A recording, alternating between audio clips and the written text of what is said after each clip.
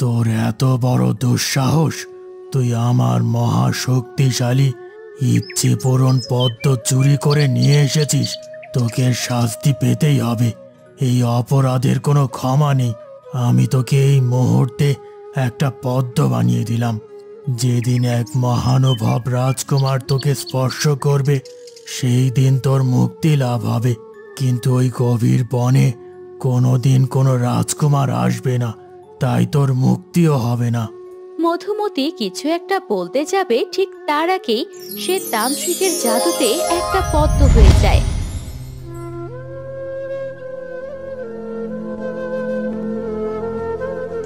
তান্ত্রিক তাকে নিয়ে চলে যায়।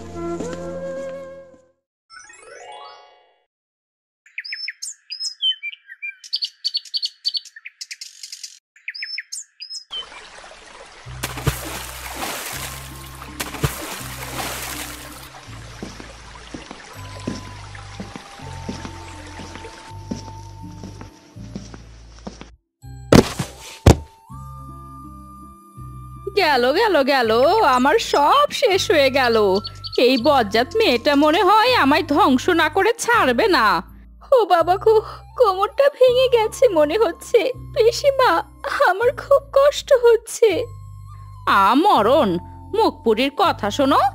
একে তো আমার কলসিটা ভেঙে ফেলেছিস, তার উপরে এখন আবার ন্যাকা ন্যাকা কথা। খুব কষ্ট হচ্ছে তো আমি কি করব? ঘরে তুলে সাজিয়ে রাখবো নাকি? হতভাগা কোথাকার! আমাকে এমন করে বলছো কেন পিসিমা? আমি তো ইচ্ছে করে কলসিটা ভাঙিনি, আমি পা পিছলে পড়ে গিয়েছিলাম। অলক্ষণে মেয়ে কোথাকার! দেখে চলতে পারিস না? চোখ কি মাথায় নিয়ে হাঁটিস নাকি? একে তো সুন্দরী বলে মাটিতে পা ফেলিস না, তার উপরে প্রতিদিন একটার পর একটা অঘটন। আমি আর এসব সহ্য করতে পারছি না। মা! কি হয়েছে মা? হঠাৎ করে চিৎকার করে উঠলি যে? আমাকে বল, কি হয়েছে? মা, সারা ঘরে তেলা পোকা। তুমি তো জানো আমি তেলা পোকা কত ভয় পাই। তারপরেও কেন সারা ঘরে তেলা পোকা থাকবে বলো? সব দোষ ওই পাজি মেয়েটার। সারাদিন শুধু গান্ডে পিণ্ডে গিলবে আর কাজের বেলায় লবডঙ্কা। আজ ওর একদিন কি আমার একদিন। আমি খুব ভয় পেয়েছি মা, মনে হচ্ছে অসুস্থ হয়ে পড়ব। সব ওই মধুমতির জন্য। সুন্দরী বলে তুমি ওকে কখনো কিচ্ছু বলো না, এই জন্যই ও বেশি বার বেড়েছে। তুই একটু বিশ্রাম কর মা শিউলি, ওই বজ্জাত মেয়েটার আমি একটা ব্যবস্থা করছি। এই তো, খুব নাকি ব্যথা পেয়েছিস? এখন তো দেখছি ঠিক হেঁটে হেঁটে আমাদের কথা শোনার জন্য চলে এসেছিস। না পিসিমা, আমি তোমাদের কথা শোনার জন্য আসিনি। আমি তো বোনের চিৎকার শুনে এসেছি, ওর কোনো বিপদ হলো কিনা। তুই যখন বুঝতে পারছিস, তখন সারা ঘরে এত তেলাপোকা থাকে কেন শুনি? তুই জানিস না আমার মেয়ে তেলাপোকা কতটা ভয় পায়?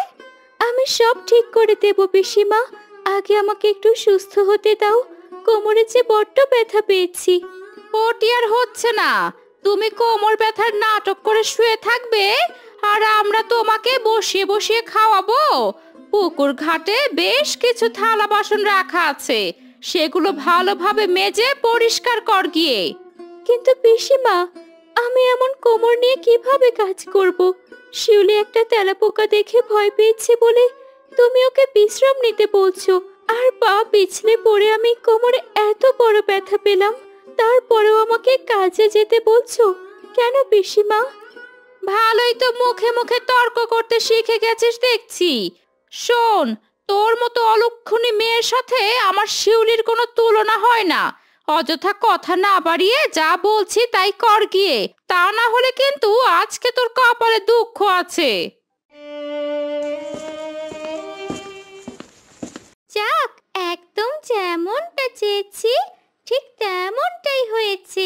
ঠিক জায়গায় জল ফেলেছিলাম, আর সেই জলে পা পিছলে পড়েছে ওই মধুমতি। এখন কোমরের ব্যথায় কাজ করতে পারবে না, আর প্রতিদিন মায়ের হাতে মারধর আর বকুনি খাবে।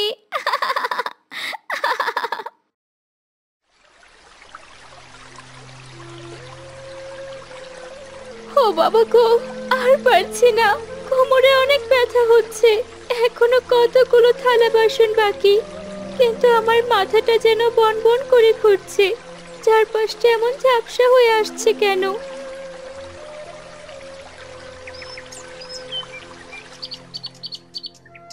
কি কারণে যে এই অলক্ষী মেয়েটাকে এই বাড়িতে আশ্রয় দিয়েছিলাম? মেয়েটা এত সুন্দরী, আর আমার মেয়েটা কালো। এখন তো দেখে ভয় হচ্ছে যে আমার মেয়েটাকে এর জন্য বিয়ে দিতে পারি কিনা। যেই আসবে সেই তো এই মধুমতিকেই পছন্দ করবে। না, যে করেই হোক এর একটা ব্যবস্থা করতেই হবে। পিসি খাটে এসে দেখে মধুমতি ঘুমিয়ে আছে। ওরে মুখ পুরি, এই তোর কাজ তাই না? এখানে শুয়ে শুয়ে ঘুমানো হচ্ছে। আজ তোর একদিন কি আমার একদিন।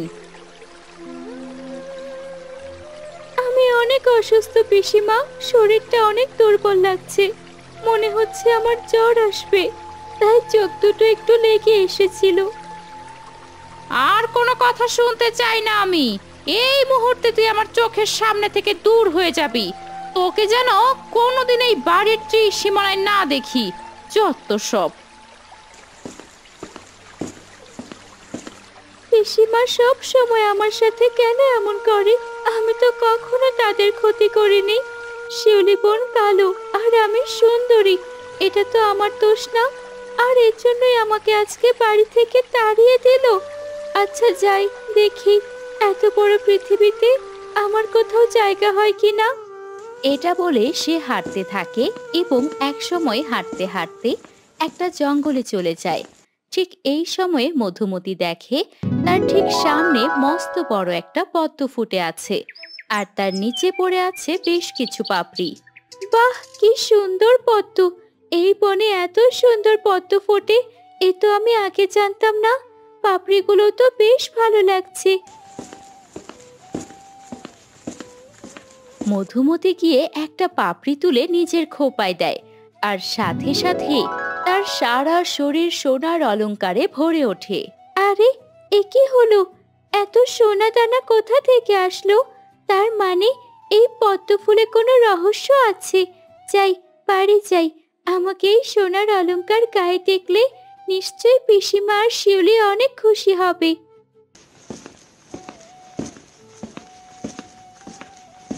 এত সুন্দরী মেয়ে তো আমি আগে কখনো দেখিনি। আর এই মেয়েটা এত গভীর জঙ্গলে কি করছে? ওর বাড়ি কোথায়? আমাকে তা জানতেই হবে। অরণ্য মধুমতির পেছনে পেছনে হাঁটতে থাকে, কিন্তু এক সময় মধুমতি ঘন বনের ভেতর মিলিয়ে যায়। কোথায় গেল? এইটুকু সময়ের ভেতর কোথায় হারিয়ে গেল ওই রূপসী? যে করে হোক ওকে আমার খুঁজে বের করতে হবে। এতদিনে তুমি একটা কাজের কাজ করেছো মা। ওই হতভাগীটার জন্য আমাদের সংসারে কোনো উন্নতি হচ্ছিল না।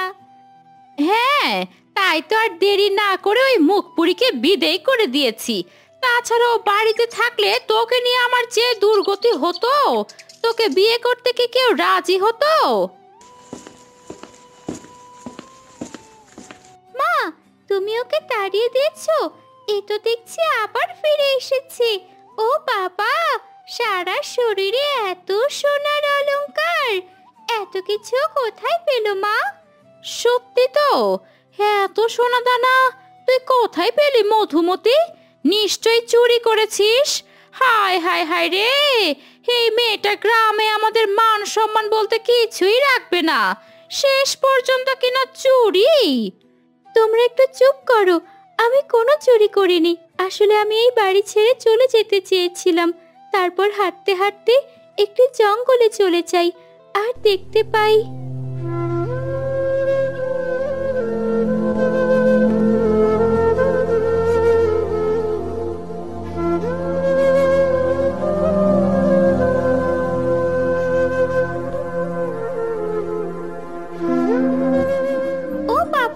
পদ্মের পাপড়ি থেকে এত সোনা দানা। তুই মিথ্যে বলছিস না তো মধুমতি? সত্যি সত্যি ওটা ওই পদ্মের পাপড়ি থেকে পেয়েছিস? আমি মিথ্যা বলবো কেন পিসিমা? আর আমি যে শুধু সোনার গহনা পেয়েছি তা তো না, সেই সাথে দেখো আমার সব অসুস্থতা সেরে গেছে। আমি এখন পুরোপুরি সুস্থ। একটা পাপড়িতে যদি এত কিছু হয়, তাহলে না জানি ওই ফুলে কত কি না হবে। মা, আমার যে করেই হোক ওই ফুলটা চাই চাই। আমি ওই ফুলটা নিয়ে আসবো। হ্যাঁ মা, তুই তাড়াতাড়ি যা। ওই ফুল দিয়ে তোকে মধুমতির থেকেও অনেক সুন্দরী হতে হবে। এখনই এই মধুমতির কথা মতো বনের ভেতরে চলে যা, আর ওই পদ্মটাকে তুলে নিয়ে আয়। কিন্তু পিসিমা, এগুলোর কি আর দরকার ছিল?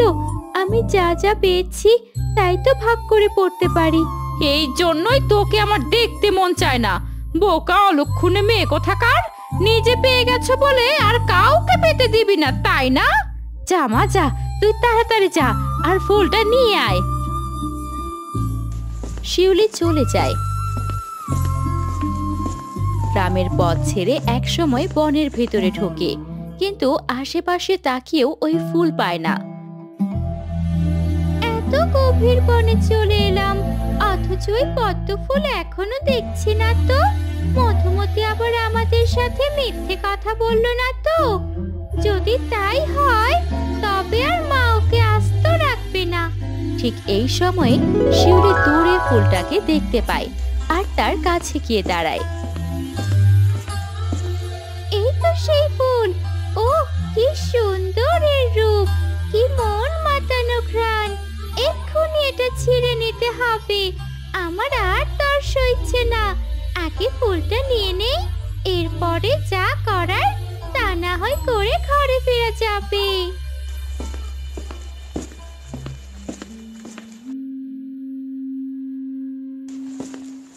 শিউলি ফুলটা ছিঁড়ে নিয়ে চলে যায়। একটু পরে ওখানে এসে হাজির হয় এক তান্ত্রিক। সে দেখতে পায় ফুলটা ওখানে নেই। আমার এত বছরের সাধনাকে কে নষ্ট করলো? আমার তপস্যায় কে জল ঢেলে দিল? আমার পদ্ম, আমার মহা শক্তিশালী ইচ্ছে পূরণ পদ্ম কে নিয়ে নিল? ছাড়বো না, আমি তাকে ছাড়বো না। ছাড়খাড় করে দেব আমি। এই বলে তান্ত্রিক ছুটতে থাকে। এক সময় সে দেখতে পায় সামনে একটা মেয়ে যাচ্ছে, যার হাতে ফুলটা ধরা, কিন্তু মেয়েটার মুখটা তান্ত্রিক দেখতে পায় না। তান্ত্রিক মেয়েটার পেছন পেছন ওর বাড়িতে পৌঁছায়। মেয়েটা ঘরে ঢুকতেই তান্ত্রিক ডাক শুরু করে। কে আছিস সেই বাড়িতে? বেরিয়ে আয়, না হলে আমার ক্রোধের আগুনে জ্বলে পুড়ে ভস্ম হয়ে যাবি। বেরিয়ে আয় বলছি। অপরাধ নিবেন না, আমার আসতে একটু দেরি হয়ে গেল বাবা।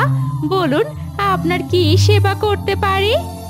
একটা মেয়ে আমার মহা শক্তিশালী মন্ত্রপুত ইচ্ছে পূরণ পদ্ম নিয়ে এসে এই ঘরে ঢুকেছে।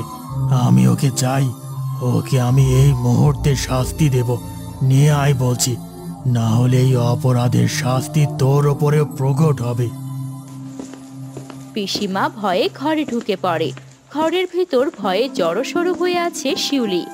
আমাকে বাঁচাও মা, ওই তান্ত্রিক আমাকে মেরে ফেলবে। কিছু একটা করো মা, কিছু একটা করো। কোনো চিন্তা করিস না শিউলি, আমি তো আছি। আমি তোকে ওই তান্ত্রিকের হাত থেকে নিশ্চয়ই বাঁচাবো।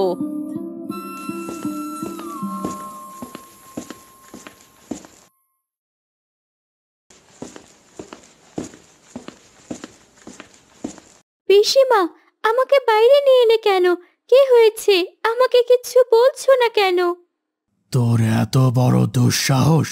তুই আমার মহা শক্তিশালী ইচ্ছে পূরণ পদ্ম চুরি করে নিয়ে এসেছিস। তোকে শাস্তি পেতেই হবে। এই অপরাধের কোনো ক্ষমা নেই। আমি তোকে এই মুহূর্তে একটা পদ্ম বানিয়ে দিলাম। যেদিন এক মহানুভব রাজকুমার তোকে স্পর্শ করবে, সেই দিন তোর মুক্তি লাভ হবে। কিন্তু ওই গভীর বনে কোনোদিন কোনো রাজকুমার আসবে না, তাই তোর মুক্তিও হবে না। মধুমতি কিছু একটা বলতে যাবে, ঠিক তার আগেই সে তান্ত্রিকের জাদুতে একটা পদ্ম হয়ে যায়।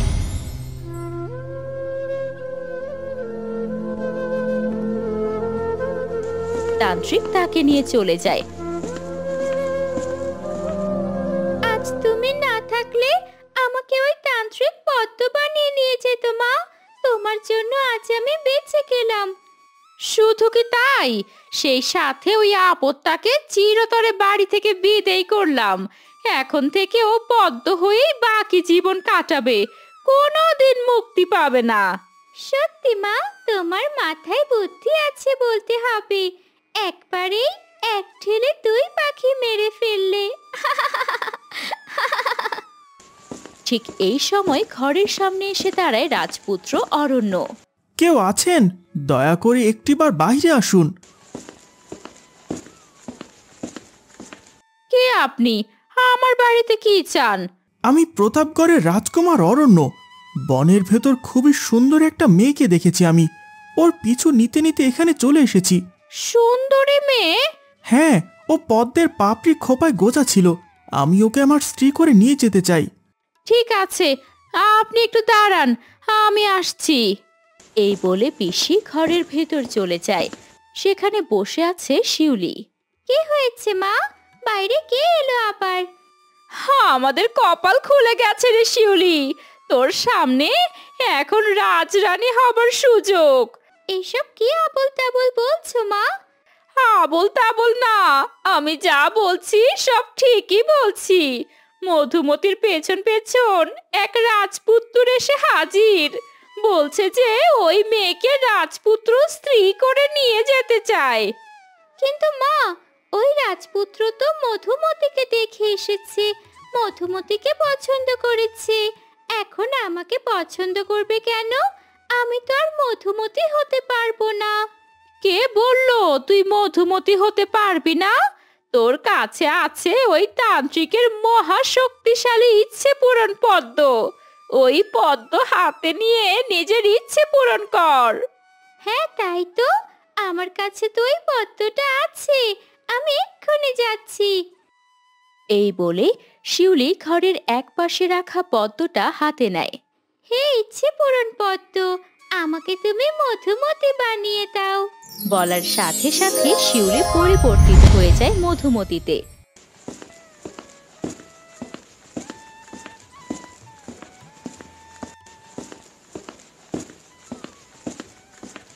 এই তো, হ্যাঁ হ্যাঁ, এই তো সেই অপরূপ সুন্দরী মেয়ে। আমি আপনাকে আমার স্ত্রী বানিয়ে নিয়ে যেতে চাই। আপনার কি কোনো আপত্তি আছে?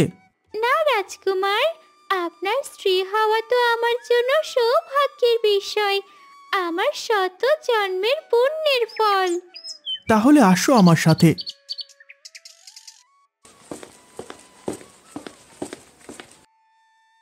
অরণ্য শিউলিকে নিয়ে চলে যায়।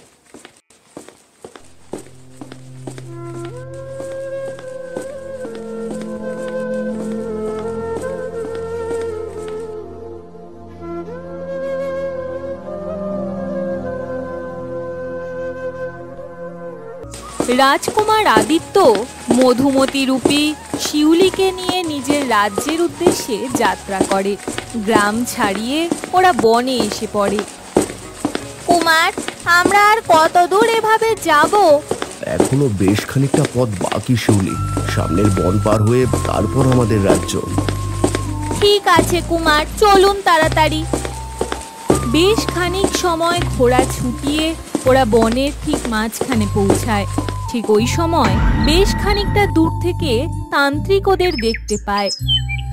এটা আমি কি দেখলাম? মনে হলো সেই মেয়েটা যাকে আমি গতকাল পদ্ম ফুল বানিয়ে রেখে দিলাম। কিন্তু এটা কি করে সম্ভব?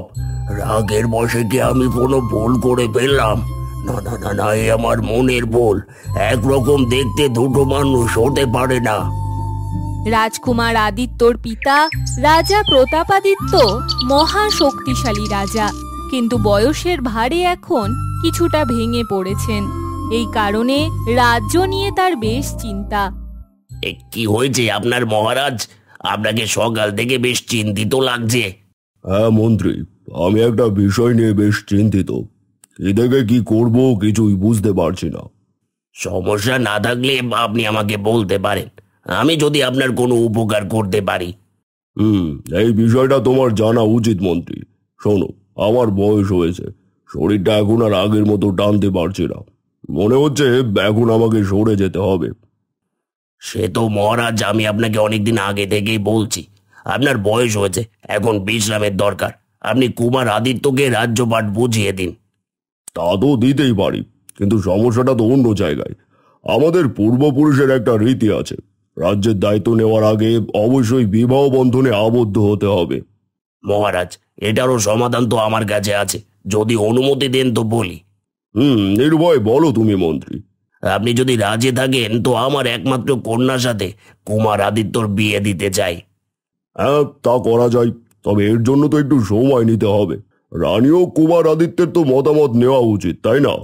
তা তো অবশ্যই নিতে হবে মহারাজ, তবে আপনি চাইলে দেরি না করে তাড়াতাড়ি মতামত নিতে পারেন। শুভ কাজে দেরি করে তো কোনো লাভ নেই। মন্ত্রীর কথায় মহারাজ প্রতাপাদিত্য আবার চিন্তিত হয়ে পড়ল। ঠিক এই সময় এক সেনা এসে মহারাজের সামনে দাঁড়ায়। ক্ষমা করবেন মহারাজ, খুবই জরুরি একটা সংবাদ দিতে এসেছি। বলো, কি হয়েছে সেনা? মহারাজ, রানীমা আপনাকে এখনই অন্দরমহলে ডেকেছেন, খুবই জরুরি কোনো বিষয়ে কথা বলতে চান। এই সময় রানী আমাকে ডেকে পাঠিয়েছে? আচ্ছা ঠিক আছে, তুমি যাও, আমি আসছি। সেনা চলে গেলে মহারাজ প্রতাপাদিত্য অন্দরমহলের দিকে যায়। মন্ত্রীর কপালে তখন চিন্তার ভাঁজ।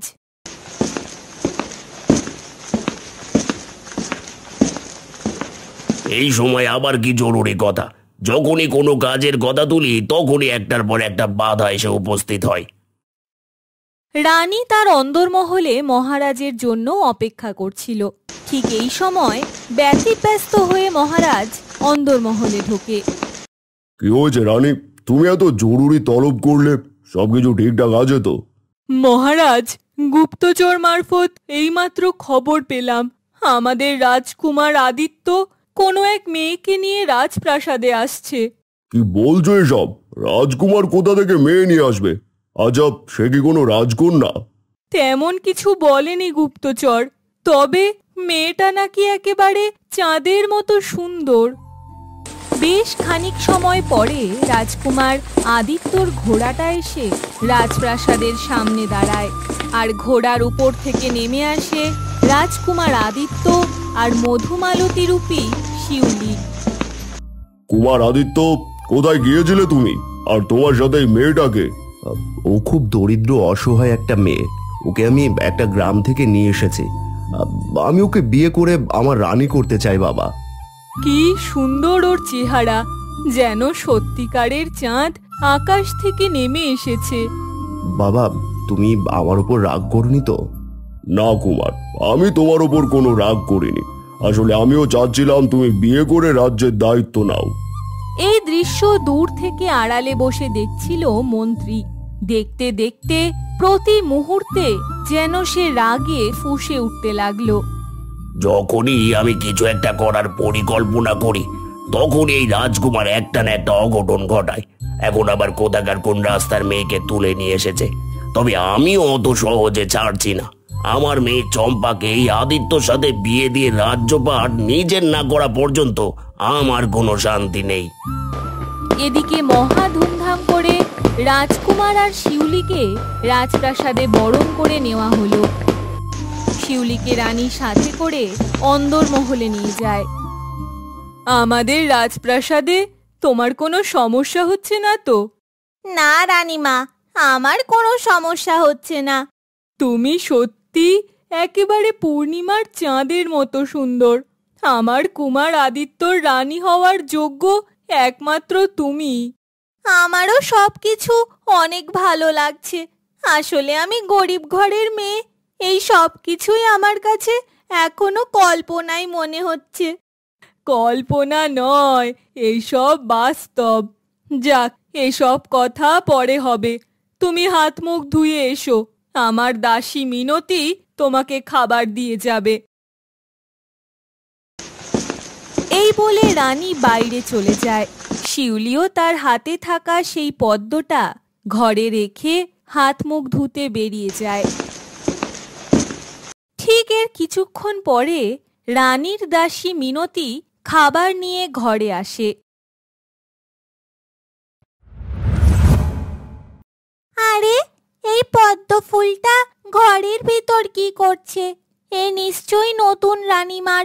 একটা কাজ করি, ফুলটা তো প্রায় শুকিয়েই গেছে, এটাকে ফেলে দিয়ে না হয় একটা নতুন ফুল এনে রাখি এখানে। মিনতি খাবার রেখে ফুলটাকে নিয়ে বেরিয়ে যায়। সবই তো শুনলে মন্ত্রী, এখন যত তাড়াতাড়ি সম্ভব রাজকুমারের সাথে শিউলির বিয়ে দিতে হবে। হ্যাঁ, তা তো দিতেই হবে, কিন্তু মহারাজ একটা সমস্যা আছে। যে সমস্যা? কই, আমি তো কোনো সমস্যা দেখতে পাচ্ছি না। মহারাজ, সীমান্তের বাইরে শত্রুপক্ষের গুপ্তচরেরা ওঁত পেতে বসে আছে, একটু সুযোগ পেলেই ওরা হামলা করবে। কিন্তু তাদের হামলা করার সাথে রাজকুমারের বিয়ের কি সম্পর্ক? সম্পর্ক আছে মহারাজ, সম্পর্ক আছে। রাজকুমার আদিত্যর বিয়ে মানেই হলো রাজ্য জুড়ে বেশ কয়েকদিন যাবৎ উৎসব, আর এটাই হলো ওদের জন্য মোক্ষম সুযোগ। কথাটা তুমি খুব একটা ভুল বলনি মন্ত্রী, এটা সত্যিই চিন্তার বিষয়।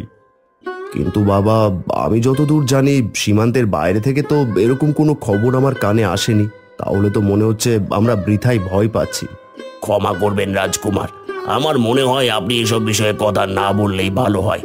আপনি তো সব সময় এদিক সেদিক ঘুরে বেড়ান, এসব বিষয়ে আপনি আর কতটুকুই বা জানেন? কুমার, মন্ত্রীর কথাটা কিন্তু আমি ফেলে দিতে পারছি না। আমরা আরো কয়েকটা দিন অপেক্ষা করি, এর ভিতর সেনারা সীমান্তে সব গুপ্তচরদের বন্দী করে ফেলুক, তারপর না হয় আমরা ধীরে সুস্থে এই শুভ কাজটা সেরে ফেলবো। ঠিক আছে বাবা, তাই হোক। আমি তাহলে আসি এখন মহারাজ, বেলা তো গড়িয়ে গেল। মন্ত্রী মহারাজকে মাথা ঝুঁকিয়ে সম্মান জানিয়ে বেরিয়ে যায়। এদিকে মিনতি শিউলির সেই পদ্ম নিয়ে রাজবাড়ির ফুল বাগানে দাঁড়ায়। এমন রঙেরই একটা ফুল দরকার, এই ফুলটাকে ফেলে নতুন একটা ফুল নিয়ে গেলে রানীমা নিশ্চয়ই অনেক খুশি হবেন।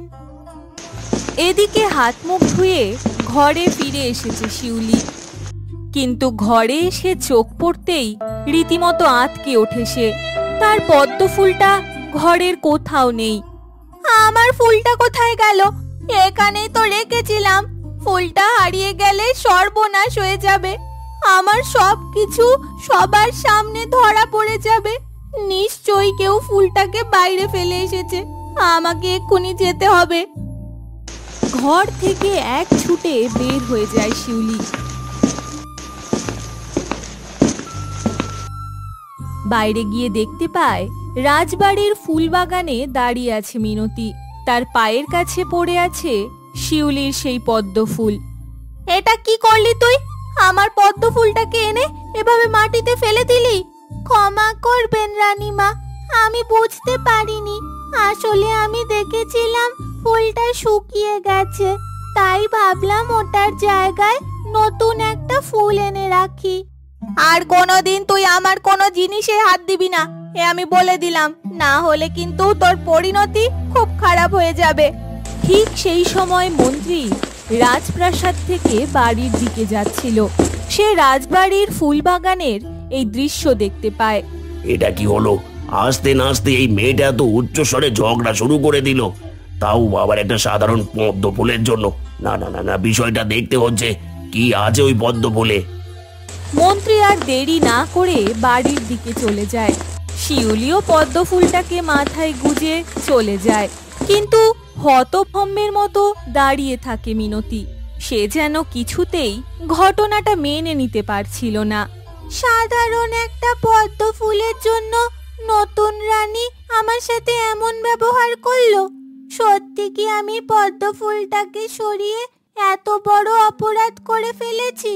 জানি না বাবা, আমি এসবের কিছুই বুঝতে পারছি না। মন্ত্রীর চম্পা নামে একটি মেয়ে ছিল। চম্পা ছিল যেমন লোভী তেমনি স্বার্থপর। ঠিক যেমন ওর বাবা রাজপ্রাসাদ আর রাজ্য দখল করতে চাইতো, ঠিক তেমনি চম্পাও রাজকুমার আদিত্যকে বিয়ে করে রাজরানী হতে চাইতো। না না, এ হতে পারে না। আমি ছাড়া কেউ ওই আদিত্যকে বিয়ে করে রাজরানী হতে পারে না বাবা। আমিও তো তাই চাই রে মা। তুই একবার রাজকুমার আদিত্যকে বিয়ে করতে পারলে আমরা গোটা রাজ্য পেয়ে যেতাম। কিন্তু এখন সেটা কি করে হবে? ওই মেয়েটা তো এসে গেছে, তাহলে রাজকুমার আদিত্য তো ওই মেয়েকেই বিয়ে করবে। অনেক কষ্টে আমি বিয়েটাকে কয়েকটা দিনের জন্য আটকে রেখেছি, যা করার অল্প সময়ের ভিতরেই করে ফেলতে হবে। কি করব আমি? কি করে রাজকুমার আদিত্যর মনে আমি জায়গা করে নেব বাবা? আমি তো কিছুই বুঝতে পারছি না। রাজবাড়ির অন্দরমহলে সবাই তোকে খুব পছন্দ করে, তাই যা করার তোকেই করতে হবে। আমার মাথায় দারুণ একটা বুদ্ধি এসেছে। আমি এখন যেমন যেমন বলবো তুই কাল ঠিক তেমন তেমনই কাজ করবি। ঠিক আছে, বলো বাবা, কালকে আমাকে কি করতে হবে? মন্ত্রী চম্পার কানে কানে একটা বুদ্ধি দেয়। তারপর বলো শিউলি, তোমার কোনো সমস্যা হচ্ছে না তো? সবকিছু ঠিক সময় পেয়ে যাচ্ছ তো? আমার কোনো সমস্যা হচ্ছে না রাজকুমার, আপনি শুধু শুধু আমাকে নিয়ে চিন্তা করছেন। আসলে রাজ্যের খারাপ পরিস্থিতির কারণে আমাদের কয়েকটা দিন অপেক্ষা করতে হবে, না হলে তো আজকেই বিয়ে করে তোমাকে রাজরানী করে নিতাম। আমি কিছু মনে করিনি রাজকুমার, আপনি যতদিন অপেক্ষা করতে বলবেন আমি ততদিনই অপেক্ষা করব। তবে একটা সমস্যা। হ্যাঁ বলো, কি সমস্যা? আপনি একটু সব দাস দাসীদের বলে দেবেন যেন তারা আমার কোনো জিনিস স্পর্শ না করে।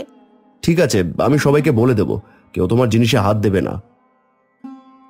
এই বলে রাজকুমার আদিত্য ঘর থেকে বেরিয়ে চলে গেল।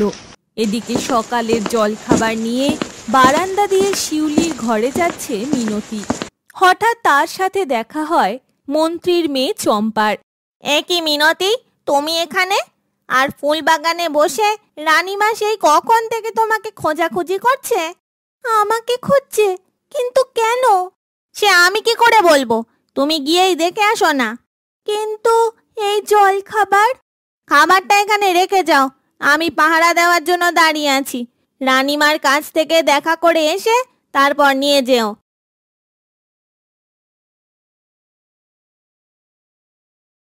ঠিক আছে, যাই তাহলে। এই বলে মিনতি ব্যস্ত পায়ে রানীমার সাথে দেখা করার জন্য চলে যায়। আর ঠিক এই সময় সুযোগ পেয়ে চম্পা একটা কাগজে মোড়ানো কিছু গুঁড়ো মিশিয়ে দেয় ওই জল খাবারে। ব্যাস, আমার কাজ শেষ। এবার যা করার তা করবে এই বিষ। জল খাবার খাওয়ার সাথে সাথে ওই শিউলি মারা পড়বে, আর তার জায়গায় ঢুকে পড়বো আমি। চম্পা জল খাবার রেখে ওখান থেকে সরে পড়ে। বেশ কিছুক্ষণ পরে মিনতি এসে জল খাবার নিয়ে এগিয়ে যায় শিউলির ঘরের দিকে। আর আড়াল থেকে এই দৃশ্য এক নজরে দেখতে থাকে মন্ত্রী কন্যা চম্পা।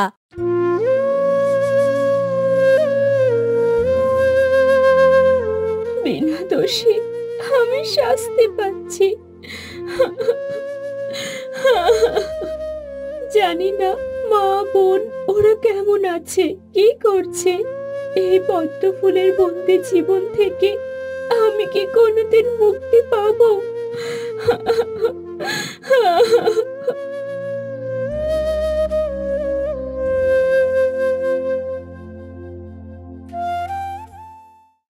বাহ দাসী, জলখাবার থেকে তো খুব সুন্দর গন্ধ ছেড়েছে। খাবারটা খেয়ে দেখুন রানী, গন্ধ যেমন সুন্দর, খেতেও ঠিক ভালো হবে। দাও। আচ্ছা, তোমাদের রাজকুমার কি জলখাবার খেয়েছেন? না রানী, আসলে উনি তো প্রতিদিন সকালে বাগানে হাঁটাহাঁটি করেন, তারপরে হাত মুখ ধুয়ে এসে খাবার খান। ঠিক আছে, তুমি যাও, আমি জলখাবারটা রাজকুমারের জন্য নিয়ে যাই। ওনাকে রেখে আমার একা খাওয়াটা ঠিক হবে না। ঠিক আছে রানী, আপনার যেমন ইচ্ছে।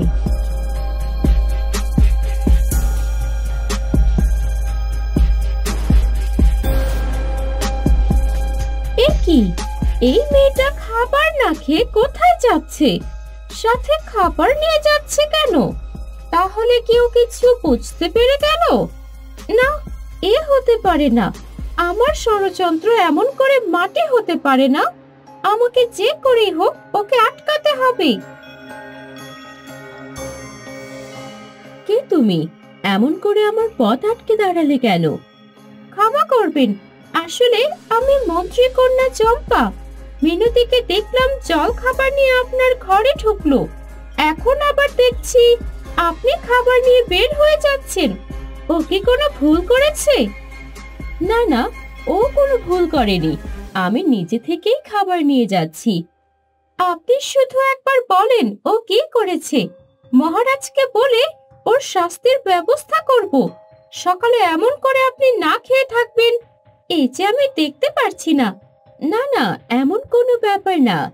আসলে রাজকুমার তো কিছুই খায়নি, তাই ভাবলাম জলখাবারটা তার জন্য নিয়ে যাই। না, এই খাবার রাজকুমারকে দেবেন না, এটা তো আপনার জন্য। মানে কি? আমি কাকে খাবার দেব না তা কি তোমার থেকে অনুমতি নিয়ে করতে হবে নাকি? তুমি জানো আমি কে?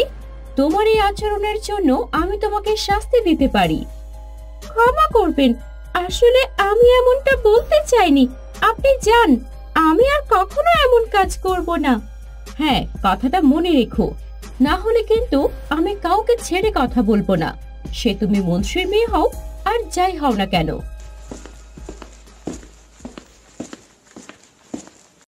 সবকিছু হাতছাড়া হয়ে গেল। এখন এই বিষ মাখা খাবার রাজকুমার খেলে তো সর্বনাশ হয়ে যাবে। আমি রাজকুমার আদিত্যকে হারাতে চাই না। সবকিছুর জন্য এই মেয়েটা দায়ী। আমার একটা কথাও গ্রাহ্য করলো না। এখন কি করি? যে করেই হোক রাজকুমার আদিত্যকে বাঁচানোর শেষ চেষ্টা করতেই হবে।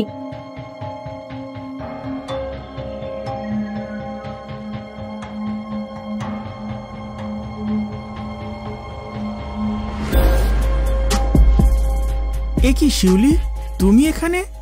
ক্ষমা করবেন কুমার, আসলে মিনতি বলল আপনি সকাল থেকে কিছুই খাননি, তাই আপনার জন্য জল খাবার নিয়ে এলাম। কিন্তু আমি তো সকালে এত তাড়াতাড়ি খাবার খাই না, তুমি হয়তো জানো না। আমি এত কিছু জানতে চাই না কুমার। সকালে না খেয়ে থাকলে শরীর খারাপ করে। আপনি এখন এই জল খাবার খাবেন। এ বাড়িতে আসতে না আসতেই তুমি আমার কত খেয়াল রাখছো। সত্যি শিউলি, তোমাকে আমি যত দেখছি ততই অবাক হচ্ছি। এখন এসব কথা থাক কুমার, নিন খাবারটা খেয়ে ফেলুন তো দেখি। আমার সামনে বসেই খেতে হবে, কিন্তু একদম ফাঁকিবাজি চলবে না। আচ্ছা বাবা, আচ্ছা, কোনো ফাঁকিবাজি করব না, দাও।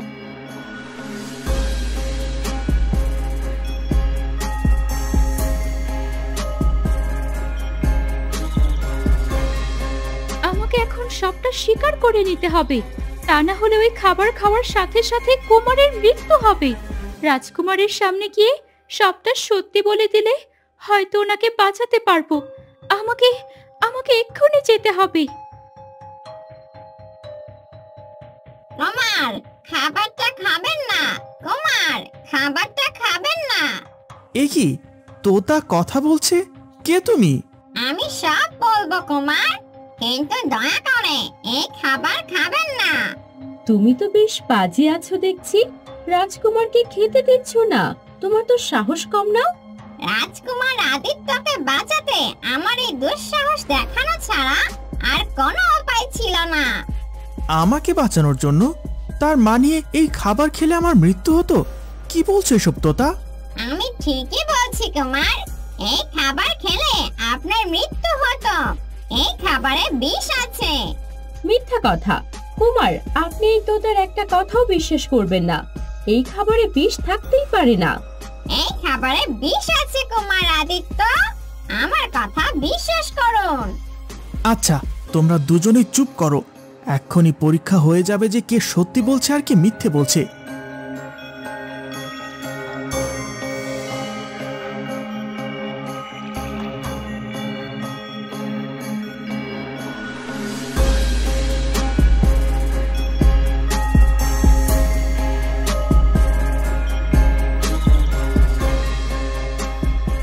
না না, এ হতে পারে না। এই খাবারে বিষ থাকতে পারে না। এ নিশ্চয়ই ষড়যন্ত্র। হ্যাঁ, অবশ্যই এটা ষড়যন্ত্র। আর এই ষড়যন্ত্র করেছো তুমি। আমি তোমাকে বিশ্বাস করেছিলাম, ভালোবেসেছিলাম, আর এই হলো তোমার প্রতিদান। বিশ্বাস করুন রাজকুমার, আমি আপনার বিরুদ্ধে কোনো ষড়যন্ত্র করিনি। এই খাবার তো আমার খাওয়ার কথা ছিল। আমি নিজে না খেয়ে আপনার জন্য নিয়ে এলাম, আর এখন আপনি আমার বিরুদ্ধে অপবাদ দিচ্ছেন।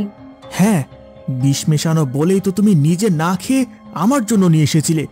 আমাকে মেরে গোটা সাম্রাজ্য নিজের করে নেওয়াটাই তো তোমার ইচ্ছে ছিল, তাই না? এর জন্য তোমার কঠিন শাস্তি পেতে হবে, মনে রেখো। দাঁড়ান কুমার, আমার একটা কথা শুনুন। কুমার, যা করতে চেয়েছিলাম তা তো হয়নি, তবে যা হয়েছে তা খুব একটা খারাপও হয়নি। আমার আর কিছুই করতে হয়নি, যা করার তা তো ওই তোতাই করে দিয়েছে। আর কেউ ঘূর্ণাক্ষরেও টের পেল না যে এর পেছনের কলকাঠি কে নেড়েছে। এবারে রাজার থেকে শাস্তি পেয়ে ওই বজ্জাত মেয়ে এই রাজ্য থেকে বিদায় হবে, আর আমি হব রাজকুমার আদিত্যের রাজরানী।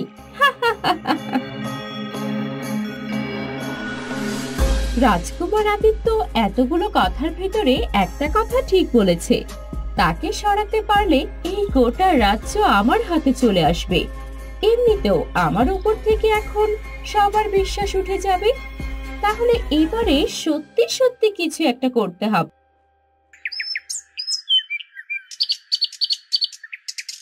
কি হয়েছে কুমার? তুমি এই সময় রাজ দরবারে? সবকিছু ঠিক আছে তো? কিছুই ঠিক নেই বাবা, আমি মস্ত বড় ভুল করে ফেলেছি। ওই মেয়ে কোনোদিন আমার রানী হওয়ার যোগ্য না, ও একটা লোভী। এ তো আমি আগেই জানতাম কুমার, কিন্তু আপনি তো আমাদের কোনো কথা শুনলেন না। ওই মেয়েকে তো দেখলেই বোঝা যায় যে ও একটা মিথ্যুক ভণ্ড। আহ মন্ত্রী, একটু চুপ করবে? কুমার আদিত্য, কি হয়েছে আমাকে খুলে বলো।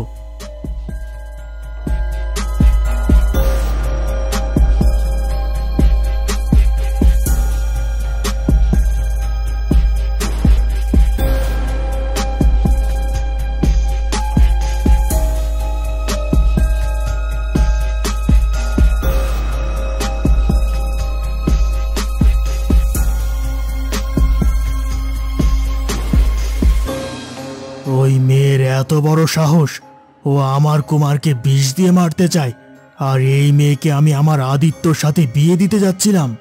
আমি তো আপনাকে শুরুতেই বলেছিলাম যে আমার মেয়েটা যেমন সুশ্রী তেমনি বুদ্ধিমতী। রাজকুমার আদিত্যর সাথে চম্পাকে অনেক মানাতো, কিন্তু আপনি তো। মন্ত্রী, তোমার মেয়ে চম্পা এই রাজ্যের রানী হবে। আমি নিজে দাঁড়িয়ে থেকে ওর সাথে কুমার আদিত্যের বিয়ে দেব। আপনার যেমন ইচ্ছে মহারাজ। তবে তার আগে ওই মেয়েকে কঠোর শাস্তি দিতে হবে। ওকে বুঝিয়ে দিতে হবে এই রাজ পরিবারের বিরুদ্ধে ষড়যন্ত্র করার ফলাফল কতটা ভয়ঙ্কর হতে পারে। আপনি কাকে শাস্তি দেবেন? আমাকে? কিন্তু আমি তো কোনো দোষ করিনি। যে দোষ করেছে তাকে ছেড়ে দেবেন মহারাজ? তোমার তো সাহস কম না? আমাদের বিরুদ্ধে ষড়যন্ত্র করে আবার আমার সামনে এসে এত বড় বড় কথা বলছো। কার অনুমতি নিয়ে তুমি এই রাজ দরবারে প্রবেশ করলে? একটা ষড়যন্ত্রকারী, অপরাধী, রাষ্ট্রদ্রোহী, সে যদি বিনা অনুমতিতে এই রাজ দরবারে ঢুকতে পারে, তাহলে আমিও পারবো। শিউলি, তুমি আমাকে অপরাধী বলছো? আমি ষড়যন্ত্রকারী? আমি রাষ্ট্রদ্রোহী? এসব কি বলছো তুমি? তোমার মাথা খারাপ হয়ে গেছে মেয়ে। কার সামনে বসে কি বলছো তা ভেবে দেখেছো? আমার মাথা ঠিকই আছে মহারাজ। এখন আমি যা বলবো তা শুনলে আপনার মাথা খারাপ হয়ে যাবে। আচ্ছা, আমি যে খাবারে বিষ মিশিয়েছি এটা রাজকুমারকে কে বলল? কথা বলার তোতা বলেছে। কেন? সবটা তো তোমার সামনে বসে হয়েছে, আর ওই তোতাটা তো তোমার হাতে বসে আছে। তার মানে আপনি তোতার কথাটা বিশ্বাস করেছিলেন? তোতা মিথ্যা বলেনি? না, তোতা মিথ্যা বলতে পারে না। ওরা বনের প্রাণী, মানুষ না যে তোমার মতো বিশ্বাসঘাতকতা করবে। ঠিক আছে মহারাজ, এবার তাহলে শুনুন এই তোতা কি বলে। বলো তোতা, তোমার সাথে কি হয়েছে সব নির্ভয় বলো। তোতা আর কি বলবে? ও সব কথা তো আমাকে ওই সময় বলে দিয়েছে। মহারাজ, আমার অনেক কথা বলার আছে। আসলে আপনার কুমার এই রাজ্যের বিরুদ্ধে ষড়যন্ত্র করছে। আপনার চোখ ফাঁকি দিয়ে এই রাজ্যে বাহিরের শত্রু ডেকে আনার ফন্দি করেছে। না, এ হতে পারে না। আমি এমন কোনো কাজ করিনি। ভেবে দেখুন মহারাজ, সেদিন যখন আপনার মন্ত্রী রাজ্যের সীমান্তে শত্রুদের কথা বলেছিল, তখন কিন্তু এই আদিত্য তা অস্বীকার করে। আসলে এই আদিত্য আপনার কাছে সত্য কথাটা লুকাতে চেয়েছিল। এখন আমাকে রাজকুমারের বিরুদ্ধে কথা বলতে হবে, তা না হলে তো সেদিন বলা আমার সব কথা মিথ্যে হয়ে যাবে। হ্যাঁ হ্যাঁ মহারাজ, এই তোতা তো একদম ঠিক কথা বলছে। সীমান্তে অনেক বহিঃশত্রু আছে, কিন্তু সবটা জানার পরেও রাজকুমার সেদিন অস্বীকার করেছিল। আসলে মহারাজ, আপনার চোখের সামনে রাজকুমার একের পর এক অপরাধ করে যাচ্ছেন, কিন্তু আপনি কিছুই দেখেও দেখছেন না। সব মিথ্যা, এই তোতা সব মিথ্যে বলছে। আমি এক্ষুনি ওর প্রাণ কেড়ে নেব। কুমার, এই কাজ করলে আমি তোমার প্রাণ নেব। রাজ্যের সাথে আমি কোনো আপোষ আগেও করিনি, এখনো করব না। রাজ্যকে রক্ষা করতে আমি সব করতে প্রস্তুত আছি। কিন্তু বাবা, আপনি তো জানেন আমি এমন কাজ করতে পারি না। এই তোতা হঠাৎ সব কথা মিথ্যে বলছে কেন আমি জানি না। ও কোনো মিথ্যে কথা বলছে না। কেন, তুমি তো বললে বনের পশু পাখিরা মানুষের মতো বিশ্বাসঘাতকতা করে না। তোতাও কোনো মিথ্যে কথা বলেনি। মহারাজ, আপনার সুখ্যাতি দিকে দিকে ছড়িয়ে আছে। এই অপরাধ কোনো সাধারণ মানুষ করলে নিশ্চয়ই আপনি তাকে কঠোর শাস্তি দিতেন, কিন্তু নিজের কুমারকে কি আপনি কোনো শাস্তি দেবেন? কুমারকে শাস্তি না দিলে তো দিকে দিকে আপনার এত সুখ্যাতি সব ধুলোয় মিশে যাবে। ভেবে দেখুন মহারাজ, সবাই আপনার উপরে থু থু দেবে। সবাই বলবে নিজের ছেলে অপরাধ করলে মহারাজ ছেড়ে দেন, অথচ সাধারণ মানুষ করলে তার প্রাণ কেড়ে নেন। কেন এমন করেছো শিউলি? আমি কি ক্ষতি করেছি তোমার? আমাকে কেন বিনা দোষে এমন করে ফাঁসিয়ে দিচ্ছ কেন? ব্যাস, আর একটা কথাও না। আমি অবশ্যই আমার কুমারকে সেই শাস্তি দেব যা একজন সাধারণ মানুষকে দিতাম। কিন্তু মহারাজ। না মন্ত্রী, আমি এখন কারো বাবা নই। আমি এই রাজ্যের রাজা, আর আমাকে এই অপরাধের বিচার করতে হবে। আমি 10 বছরের জন্য রাজকুমারকে এই রাজ্য থেকে নির্বাসিত করলাম।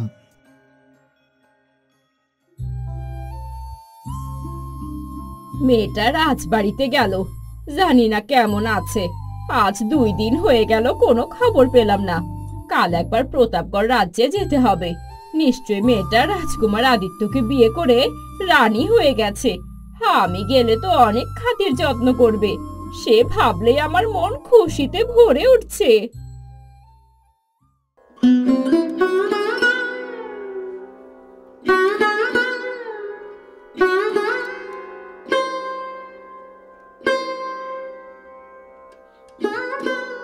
আমাকে শাস্তি দিতে গিয়ে কি হাল হয়ে গেল রাজকুমারের।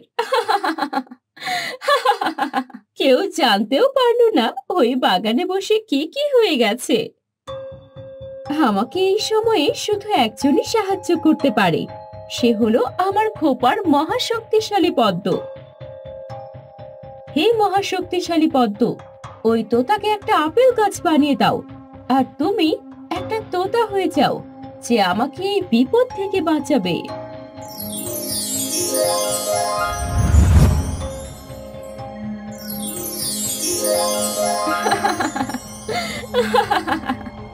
এবারে দেখো রাজকুমার, এই শিউলি আর কি কি করতে পারে।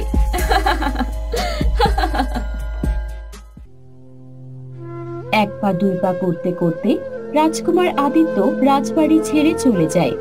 রানী মিনতিকে জড়িয়ে ধরে কাঁদতে থাকে।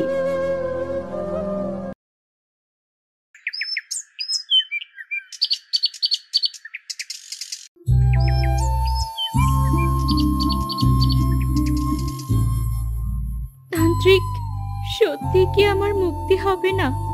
এই বনের ভেতর কি কোনো সৎ রাজকুমার আমাকে স্পর্শ করবে না? রাজকুমার হয়তো আসবে, কিন্তু আমি তার ছোঁয়া তোকে পেতে দেব না। কিন্তু কেন? আমি তো কোনো দোষ করিনি, তাহলে কেন আমি শুধু শুধু শাস্তি পাচ্ছি?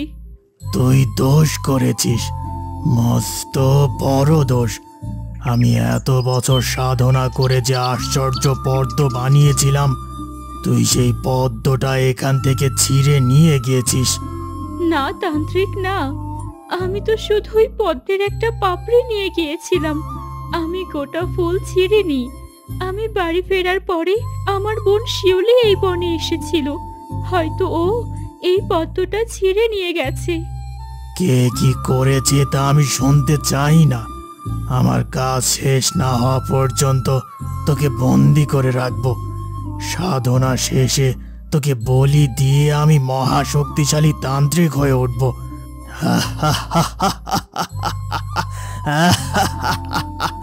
মহাশক্তিশালী তান্ত্রিক।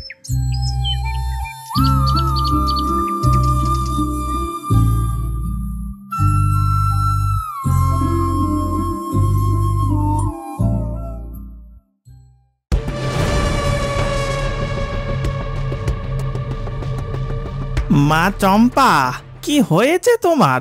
মনে হচ্ছে কোনো কিছু নিয়ে খুব দুশ্চিন্তা করছো। বাবা, আমার ওই শিউলিকে বেশ সন্দেহ হচ্ছে। ওর আচার আচরণ কেমন যেন অস্বাভাবিক। সে কি কথা? হঠাৎ ওকে সন্দেহ করার কি হলো? কুমার আদিত্য যখন চলে যাচ্ছিল তখন সবার চোখে মুখে কষ্ট, অথচ আমি স্পষ্ট দেখলাম বারান্দায় দাঁড়িয়ে ওই শিউলি কেমন হাসছে। কি বলছো এসব? তুমি ঠিক দেখেছো তো? আমি একদম ঠিক দেখেছি বাবা। ওর চোখে মুখে দুঃখের লেশ মাত্র ছিল না। তার মানে কি চক্রান্ত করে ও রাজকুমারকে রাজ্য ছাড়া করলো? আসলে রাজকুমারের কোনো দোষ নেই। বাবা, আপনি যে করেই হোক রাজকুমারকে ফিরিয়ে আনুন, তা না হলে আমার কি হবে? সেটা তো করতেই হবে, তা না হলে তোমার থেকেও যে আমার বড় ক্ষতি হয়ে যাবে।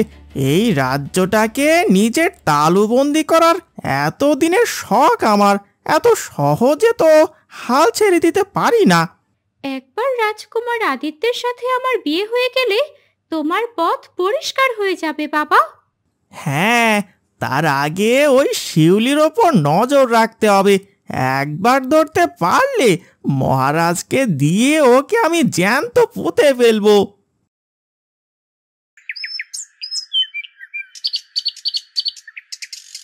7 দিন যাবৎ কেবল হেঁটেই চলেছি। কোথায় গিয়ে থামবো তার কোনো ঠিক নেই।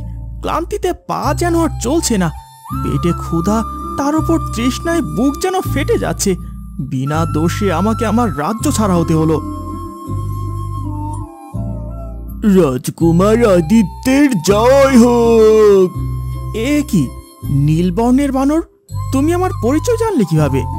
শুধু পরিচয় না কুমার, আমি আপনার বিষয়ে সব কিছু জানি।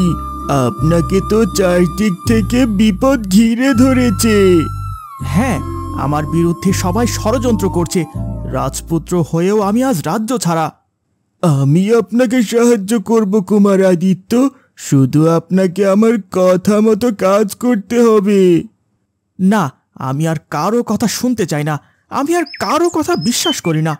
যে বনের পশু পাখিদের আমি ভালোবাসতাম তারাই আমার সাথে ষড়যন্ত্র করেছে। বিশ্বাস করুন কুমার আদিত্য, আপনার ক্ষতি হয় এমন কোনো কাজ আমি করব না। না, আমি আর কারো বুদ্ধি নিয়ে বিপদে পড়তে চাই না। যেদিকে দু চোখ যায় আমি সেদিকে চলে যাব।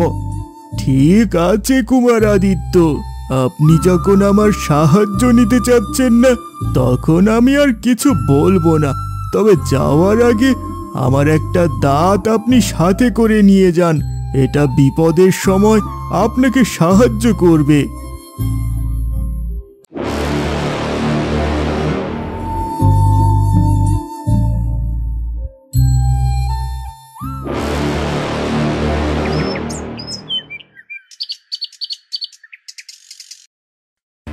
এবার বলো তো তা, এরপর আমি কি করতে পারি?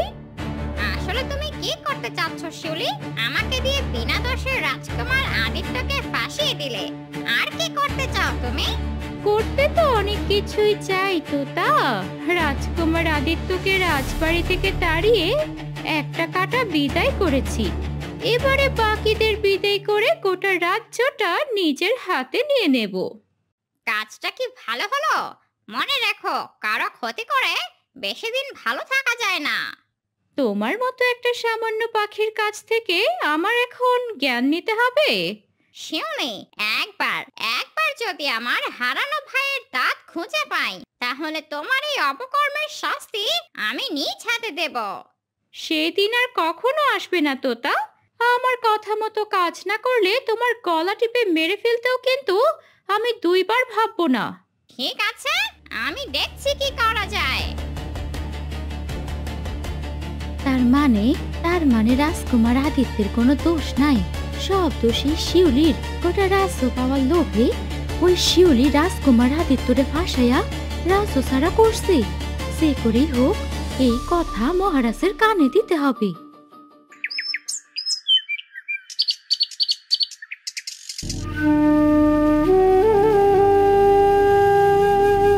রানী, তুমি এমন করছো কেন বলো তো?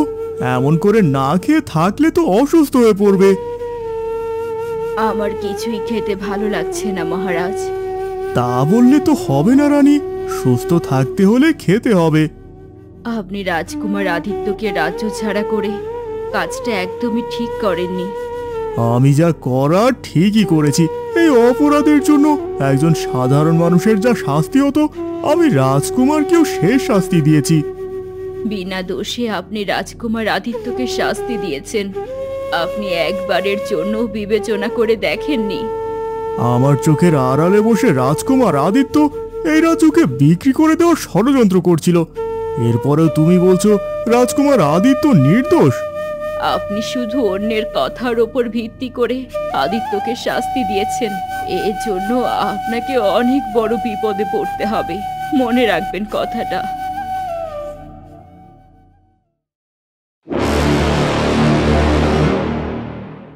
তোর সাহস তো কম না মিনতি, তুই আমার ঘরে এসে আড়ি পেতে আমার কথা শুনিস? আমাকে ক্ষমা করে দেন নতুন রানী। আমি জানতাম না যে আপনি কোনো গুরুত্বপূর্ণ কথা বলছেন। সে কথা জানতি না, অথচ খাপটি মেরে ঠিক আমার কথা শোনা হচ্ছিল। বল এতক্ষণ কি কি শুনেছিস? ক্ষমা করবেন নতুন রানী, আমি কিছুই শুনতে পাইনি। আমি তো মাত্র এসে ঘরে ঢুকেছি, এর ভেতরেই আপনি আমারে ধরে ফেলছেন। তোর ওপর বিশ্বাস নেই। এখন গিয়ে মহারাজকে বলে তোর একটা শাস্তির ব্যবস্থা করতে হবে। জানিস তো আমার ঘরে আড়ি পাতার শাস্তি কি হতে পারে? তোর এই দাসীর কাজ তো যাবেই, সেই সাথে প্রাণটাও চলে যেতে পারে। দয়া করুন রানীমা, আমার ভুল হয়ে গেছে। আমি আর কোনোদিন আপনার অনুমতি না নিয়ে ঘরে ঢুকবো না। মহারাজকে বলে আমার এত বড় সর্বনাশ করবেন না। ঠিক আছে, আমি তোকে ছেড়ে দেব, তবে তার জন্য তোকে একটা কাজ করতে হবে। ঠিকভাবে কাজ করতে পারলে তুই শুধু রানীমার না, বরং আমারও খাসদাসী হয়ে থাকবি তুই। আপনি যা বলবেন আমি আমি সেটাই করব ছোট রানী। বলুন বলুন আমারে কি করতে হবে?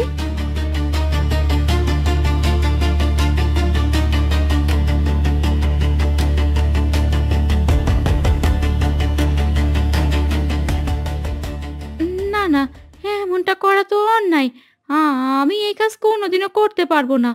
ঠিক আছে, তাহলে আমি এই যাচ্ছি মহারাজের কাছে, তোর নামে নালিশ দিয়ে জীবন শেষ করে দেব আমি।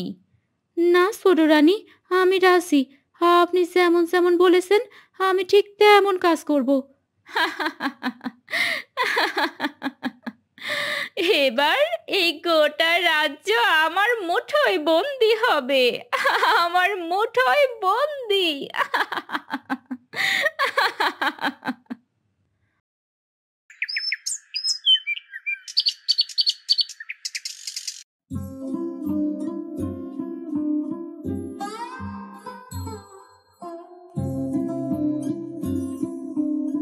ও বাবা গো, কোমরটা একেবারে ভেঙে গেল গো।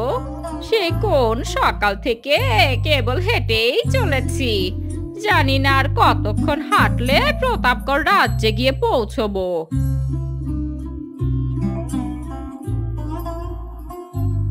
হ্যাঁ, এখন আমি কি করব? কার কথা শুনবো? কিভাবে নিজেকে বাঁচাবো? না না, আমি সিদ্ধান্ত নিয়ে ফেলেছি, দাসীর কাজ চলে যায় যাক, তবুও আমি কোনো অপরাধ করব না। সব কথা আমি মন্ত্রী মশাইকে এখনই বলে দেব, তারপর যা করার উনিই করবেন।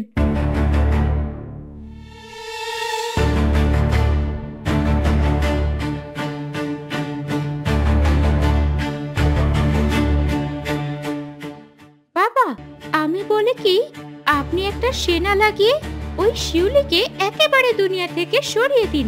সাপও মরবে আর লাঠিও ভাঙবে না। না চম্পা, না, এ কাজ ভুলেও করা যাবে না। যদি ভুলেও আমি ধরা পড়ে যাই তাহলে মহারাজ একেবারে আমাকে মৃত্যুদণ্ড দিয়ে দেবে। আমাদের অন্য কিছু ভাবতে হবে। এছাড়া আমরা কি বা করতে পারি? সকাল থেকে কেবল ভেবেই যাচ্ছি, কিন্তু কোনো উপায় মিলছে না। মন্ত্রী মশাই, বাড়িতে আছেন? মন্ত্রী মশাই,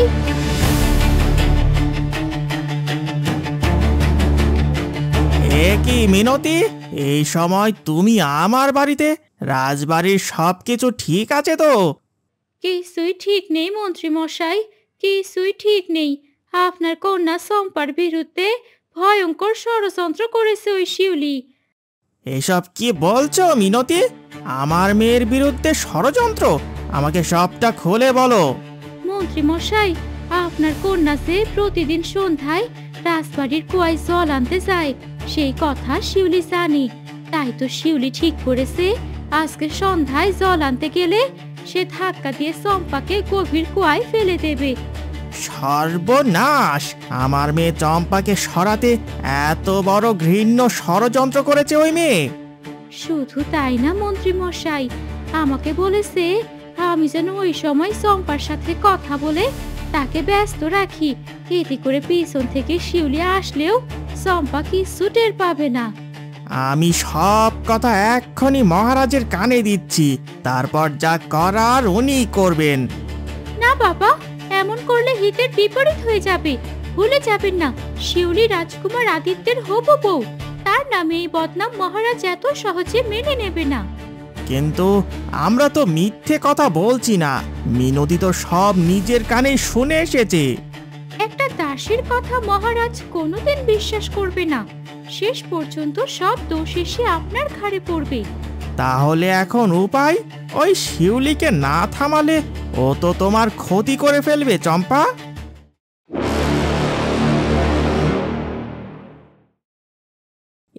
এ কি কে আপনি? বলা নেই কওয়া নেই, অমনি আমার বারান্দায় উঠে বসেছেন। আর বলো না বাবা, অনেক দূর থেকে এসেছি, বড়ই ক্লান্ত। তৃষ্ণায় মনে হচ্ছে বুকটা ফেটে যাবে। একটু জল খাইয়ে আমার প্রাণটা বাঁচাও। আগে আপনার পরিচয় দিন, কোথায় যাবেন আপনি? অচেনা অজানা লোককে ঘরে বসিয়ে নতুন বিপদ ডেকে আনতে চাই না। আমি তোমাকে কোনো বিপদে ফেলবো না বাপু। আমি যাব এই রাজ্যের রাজবাড়িতে। এই রাজ্যের নতুন রানী শিউলির পিসিমা আমি।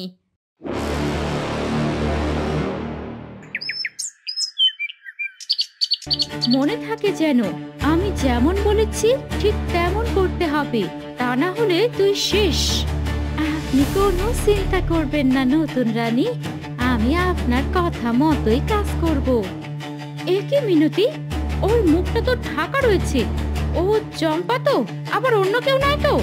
না নতুন রানী, এই কুয়া থেকে একমাত্র চম্পাই জল নেয়। এই সময়ে অন্য কেউ আসবে না। ঠিক আছে, তাহলে তুই কাজে লেগে পড়, ঠিক যেমন বলে দিয়েছি তেমন।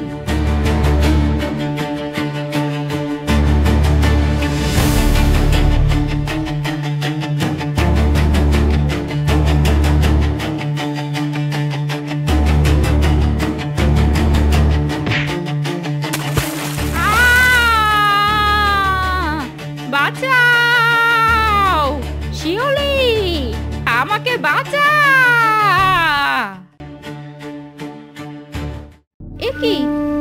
আমি কি শুনলাম? পিসিমা? হ্যাঁ, এটা তো পিসিমার গলা। তার মানে আমি যাকে ধাক্কা দিয়েছি সে চম্পা নয়, সে আমার পিসিমা।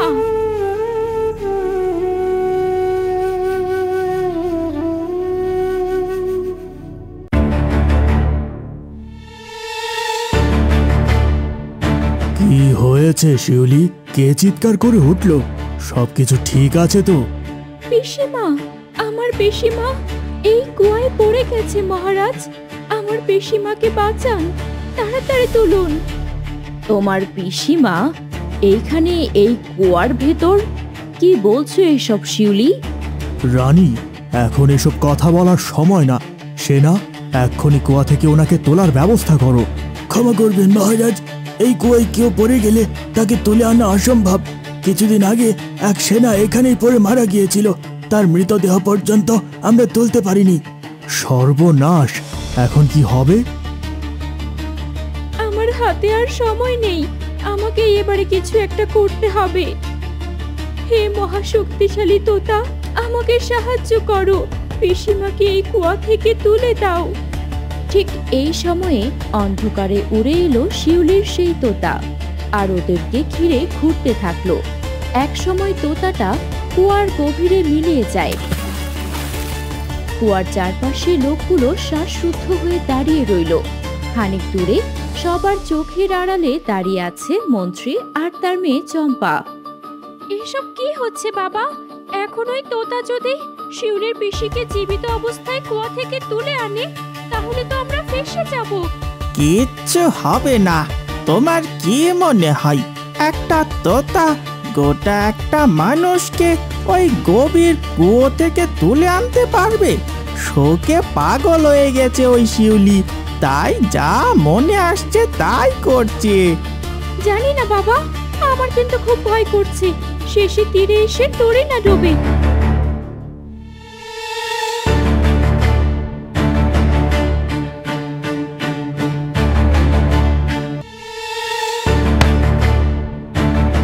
আমি কি দেখছি? একটা তোতা গোটা একটা মানুষকে এই কুয়া থেকে তুলে আনলো? এ কি করে সম্ভব? না মহারাজ, তোতা কিছু করেনি তো। যা করার আমি করেছি। আমার শক্তি দিয়ে আমি উঠে এসেছি। এসব কি বলছো পিসিমা? তোমাকে তো আমার তোতা। তুই বড্ড বেশি কথা বলিস শিউলি। চলুন মহারাজ, আমরা প্রাসাদের ভেতরে যাই।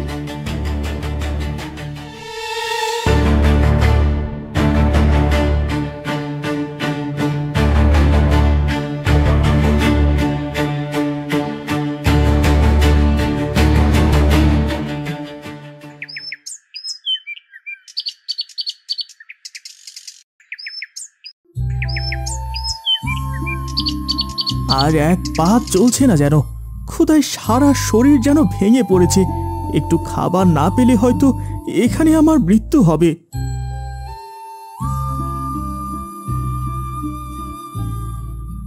এই দাঁতটা নাকি আমাকে বিপদের সময় সাহায্য করবে। বিপদে আমার জীবন চলে যাচ্ছে, অথচ এই দাঁত আমার কোনো কাজে আসছে না। এটাকে রেখে আর কি লাভ?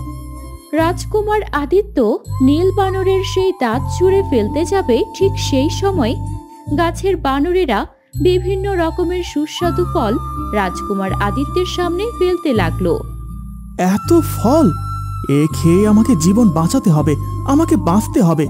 ধন্যবাদ হে নীল বানর, আজ তোমার দাঁত সত্যি আমাকে মস্ত বড় উপকার করলো, আমার প্রাণ বাঁচালো। কুমার আদিত্য এই বনে? তার মানে যে ভয়টা এতদিন পাচ্ছিলাম আজ সেটাই সত্যি হয়ে গেল। না, একবার আমি ব্যর্থ হয়েছি, আর না। এবারে আরো একটা মানুষ আমার হাতে বন্দি হতে যাচ্ছে। একই দিনে ওদের দুজনকে এই পৃথিবী থেকে মুক্তি দেব।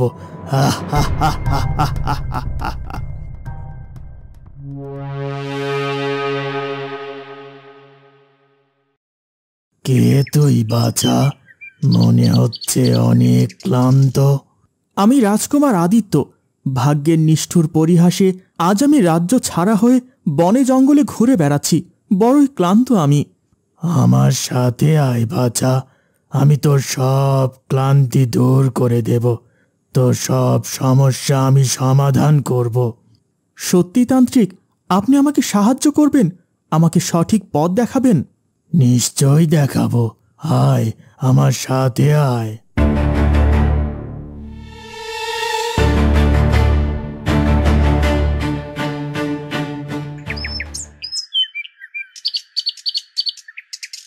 এটা তুমি কি করলে পিসিমা?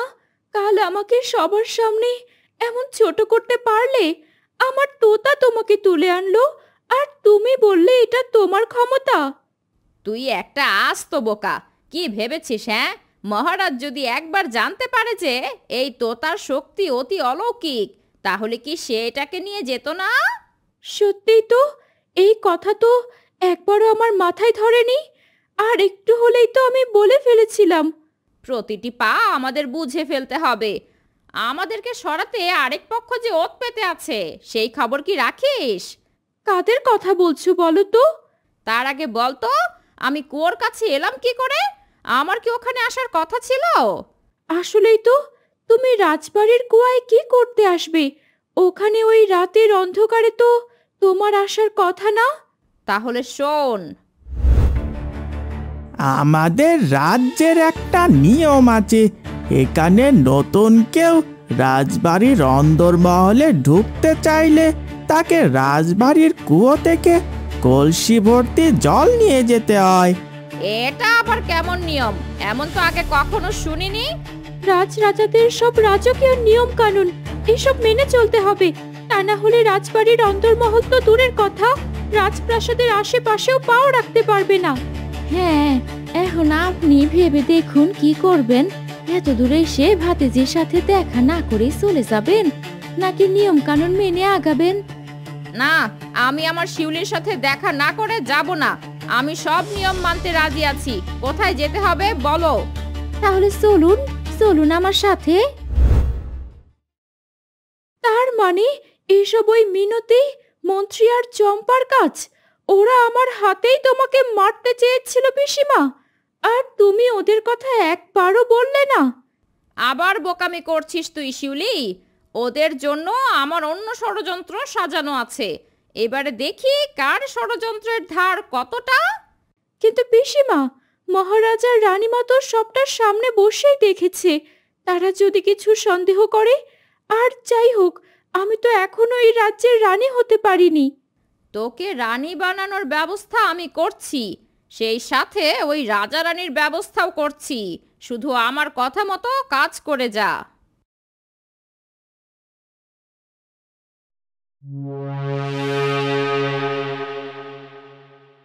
আমার এমন কেন মনে হচ্ছে যে এই ঘরে যাওয়াটা আমার জন্য ঠিক হবে না? কি হলো? আমার সাথে ঘরের ভেতরে চলো। তোমার সব ক্লান্তি দূর করার সময় হয়ে গেছে যে। হ্যাঁ, আসি।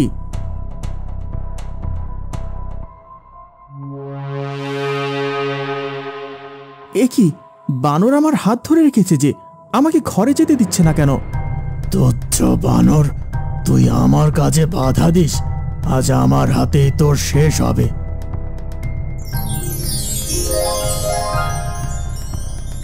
এটা আপনি কি করলেন তান্ত্রিক? বানরটাকে বিনা দোষে শাস্তি দিয়ে দিলেন। ও চরম অপরাধ করেছে। এই বনে কেউ আমার অবাধ্য হয় না, ও হয়েছে। আর এখন মনে হচ্ছে তুমিও আমার অবাধ্য হচ্ছ। আসো আমার সাথে।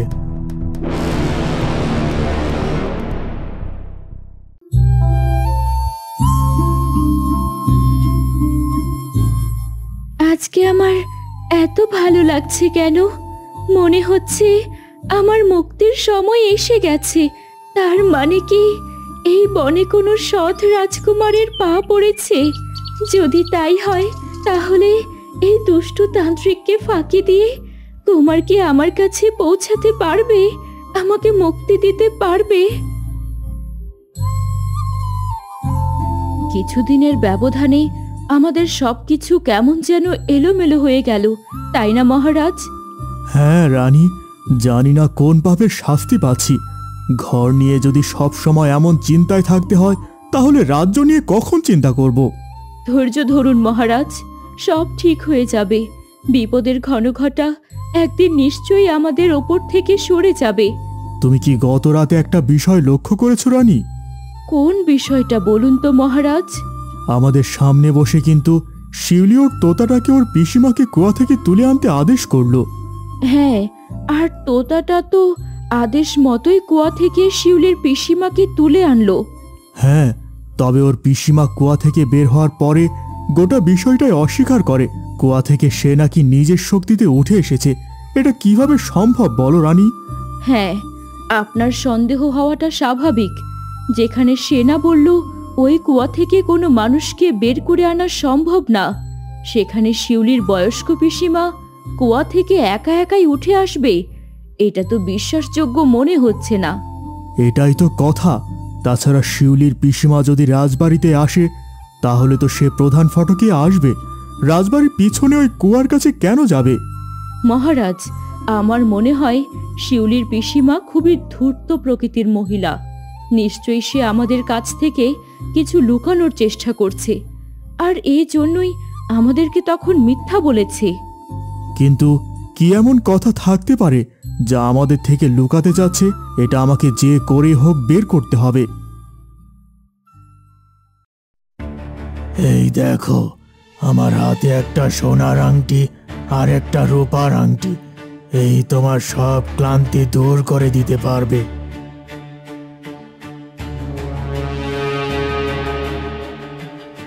এই বানর তো আমার আংটি নিয়ে গেল। কুমার, তুমি এখানে অপেক্ষা করো, আমি এক্ষুনি আসছি। সাবধান, এই ঘরের বাইরে বের হয়ে না যেন, তাহলে কিন্তু তোমার পরিণতি খুবই খারাপ হবে। তান্ত্রিক আমাকে এই ঘর থেকে বের হতে বারণ করলো, কিন্তু কেন? বাইরে বের হলে কি এমন বিপদ হবে আমার? আরে নীলবানর, তুমি এখানে? কুমার আদিত্য, আপনি তো মস্ত বড় বিপদে পড়ে গেছেন। এই তান্ত্রিক আপনাকে বন্দি করে ফেলেছে। কি বলছো তুমি নীলবানর? জানি আপনি আমার কোনো কথা বিশ্বাস করবেন না, তবে এতটুকু বলবো, আমার দেওয়া দাঁত কিন্তু আপনার প্রাণ বাঁচিয়েছে। এ দিয়ে আপনি আমাকে বিশ্বাস করতে পারেন। আমি তোমাকে বিশ্বাস করি নীলবানর। তুমি আমাকে দাঁত দিয়ে সাহায্য না করলে হয়তো এতক্ষণে আমার দেহ পচতে শুরু করত।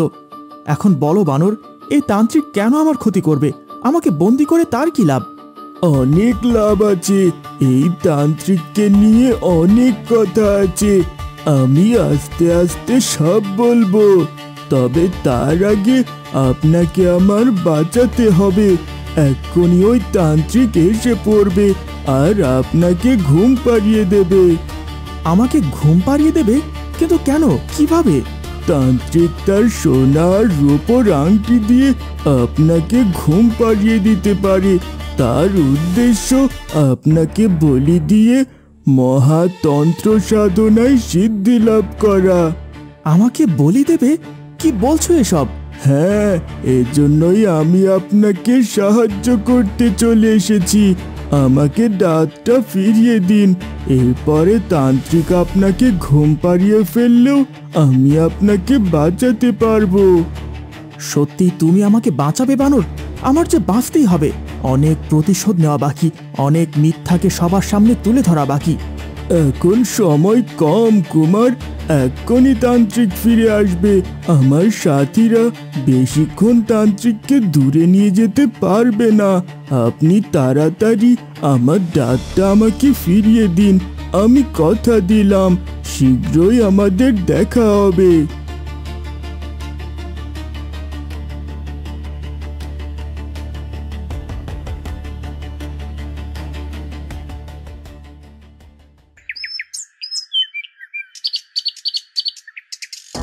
বলো, তোমাদের পরবর্তী পরিকল্পনা কি?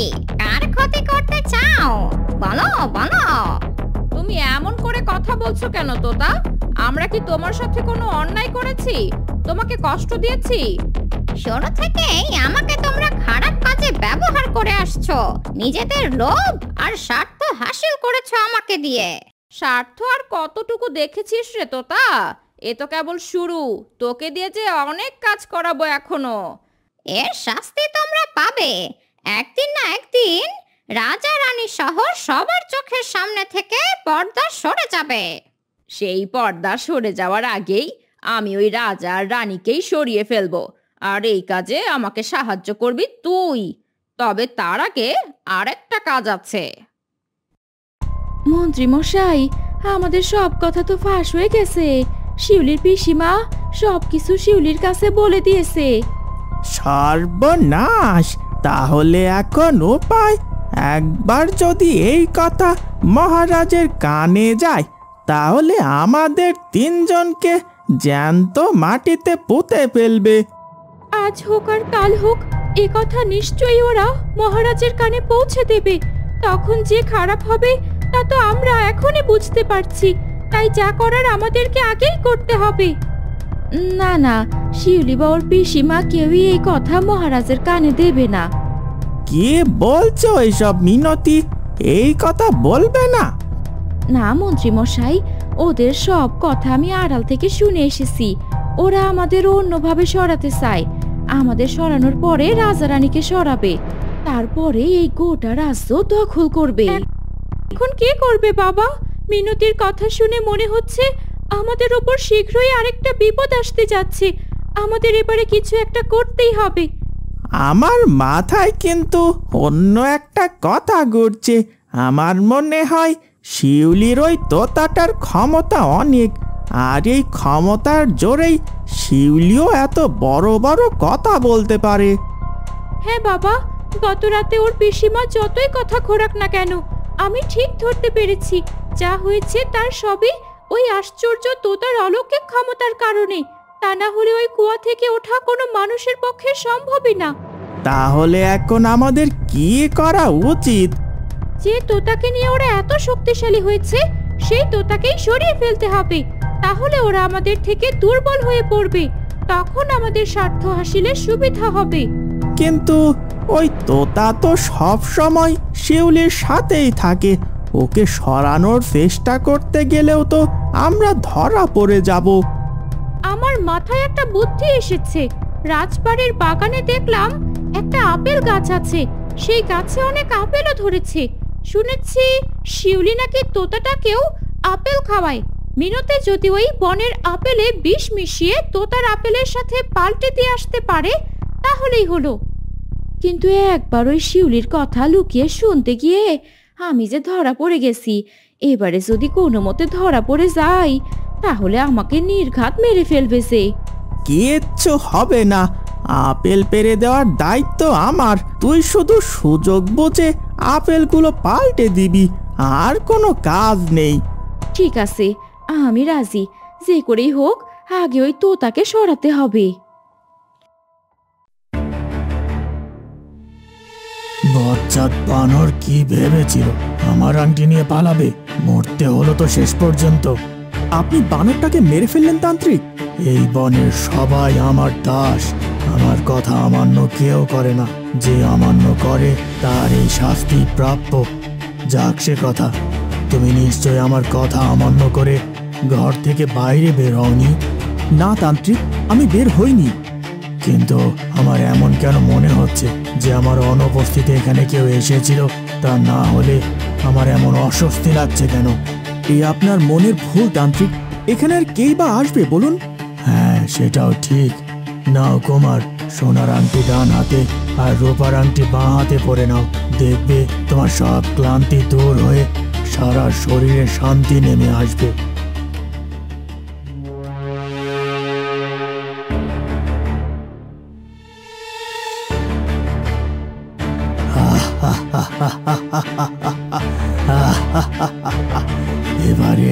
এবারে এভাবে শান্তিতে ঘুমিয়ে থাকো কুমার আদিত্য। তোমার ঘুম তখনই ভাঙবে যখন আমি চাইব, আর ঘুম ভাঙলেই আমার সিদ্ধি লাভ।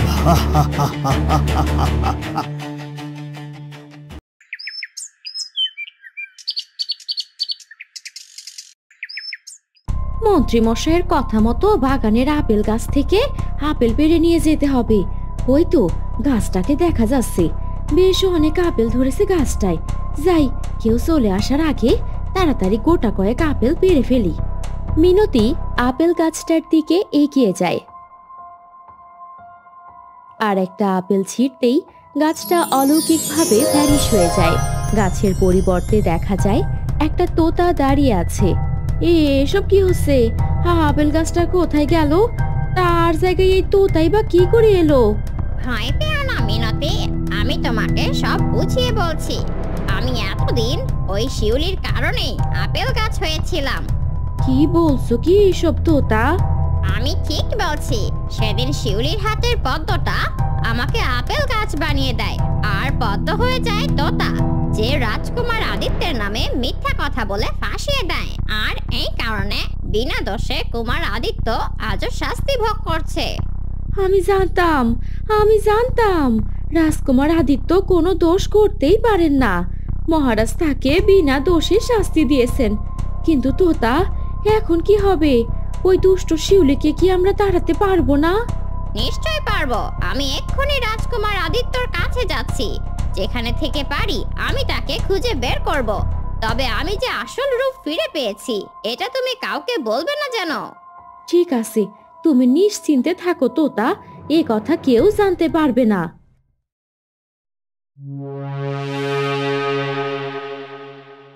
কি হয়েছে মন্ত্রী? কোনো খবর আছে?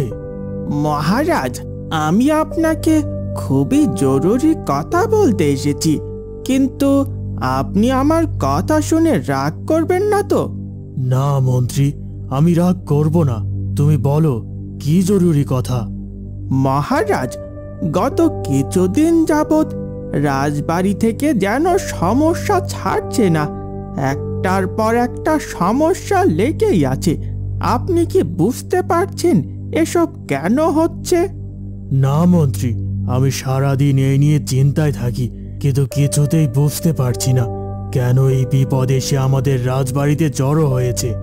মহারাজ, আমার মনে হচ্ছে যেদিন থেকে রাজকুমার আদিত্য এই শিউলিকে নিয়ে এসেছে সেদিন থেকে রাজবাড়ির সুখ শান্তি চলে গিয়েছে। তারপর এখন শিউলির মা আসায় বিপদ তো আরো বেড়ে যাচ্ছে। তুমি খুব একটা ভুল কিছু বলনি মন্ত্রী, কিন্তু এখন কি করতে পারি বলো? রাজকুমার আদিত্য যে এই শিউলিকে বিয়ে করবে বলে পছন্দ করে নিয়ে এসেছে, ওকে তো এখন তাড়িয়ে দিতে পারি না। মহারাজ, রাজকুমার আদিত্যকে আপনি নিজে শাস্তি দিয়ে রাজ্য থেকে তাড়িয়ে দিয়েছেন, কিন্তু এই শিউলিকে যত্ন করে রেখে দিয়েছেন। কিন্তু কেন? কার জন্য? আমি বলি কি, এই মা মেয়েকে এক্ষুনি বন্দি করে ফেলুন, তাহলে সব সমস্যার সমাধান হয়ে যাবে। আমাকে একটু ভাবতে দাও মন্ত্রী, আমি একটু সময় নিয়ে চিন্তা করতে চাই। আজ রাজসভা এই পর্যন্তই, তোমরা সবাই আসতে পারো এখন।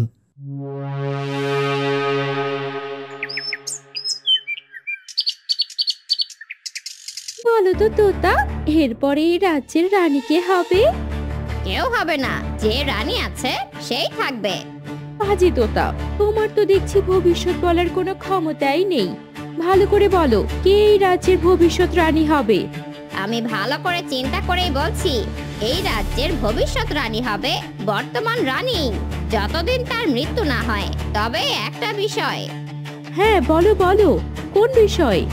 রাজকুমার আদিত্য শীঘ্রই বিয়ে করে রাজবাড়িতে ফিরবেন। তখন সেই বিয়ে করা মেয়েই হবে এই রাজ্যের নতুন রানী। এটা ভালো বলেছো তোতা। রাজকুমার আদিত্য বিয়ে করবে, তবে যাকে বিয়ে করবে সেই মেয়েটা যে আমি, এটাও বলে দাও। না, সেই মেয়ে তুমি নও। তোতা, তোমার মাথাটা মনে হচ্ছে পুরোপুরি খারাপ হয়ে গেছে। রাজকুমার আদিত্য এই আমার বুদ্ধিতে রাজ্য ছাড়া হয়েছে। রাজকুমার যদি রাজবাড়িতে ফিরেও আসে তবে তার আমাকেই বিয়ে করতে হবে। বুঝতে পেরেছি তোতা, তোমাকে খাবার খাওয়াতে হবে, খালি পেটে তুমি উল্টাপাল্টা বকছো। হায় সৃষ্টিকর্তা, আর কতদিন এমন বন্দি অবস্থায় কাটাতে হবে? এবার তো আমাকে মুক্তি দাও, আমার ওপরে কৃপা করো। একজন সৎ রাজকুমারকে আমার কাছে পাঠাও, তার হাতের স্পর্শ পেয়ে আমি মুক্তি পাই। তোমার আর ভয় নেই মধুমতি, তোমাকে মুক্ত করার জন্য রাজকুমার আদিত্য এসে গেছেন। তোমাকে সব বলবো মধুমতি, তবে তার আগে তোমাকে একটা কাজ করতে হবে। কিন্তু বানর, আমি তো এখানে পদ্ম ফুল হয়ে বন্দি হয়ে আছি। আমি কি কাজ করব? কিভাবে তোমাকে সাহায্য করব? তোমাকে যে কাজ দেব তা তুমি পদ্ম হয়ে করতে পারবে, শুধু আমার কথা মতো করতে হবে। হ্যাঁ বলো বানর, আমাকে কি করতে হবে? তুমি যা বলবে আমি তাই করার যথাসাধ্য চেষ্টা করব। তান্ত্রিক তো তোমার গোড়ায় প্রতিদিন একবার জল দেয়। তুমি ছলে বলে তার থেকে জেনে নেবে যে তোমাকে দিয়ে সে আসলে কি করতে চায়, আর যা চায় তা যদি সঠিকভাবে না হয় তাহলেই বা কি হবে। ঠিক আছে বানর, আমি তান্ত্রিককে জিজ্ঞেস করব। তান্ত্রিক আসার সময় হয়ে গেছে, আমি আসছি। আর হ্যাঁ, তুমি একদম ভেঙে পড়বে না। মনে রাখবে, তোমাকে যে রাজকুমার মুক্তি দিতে পারে সে এখন এই তান্ত্রিকের ঘরে ঘুমন্ত অবস্থায় আছে। তার মানে আমাকে আর বেশি দিন এমন বন্দি দশায় থাকতে হবে না। শীঘ্রই আমি মুক্তি পাবো, আবার স্বাভাবিক মানুষের জীবনে ফিরে যেতে পারবো।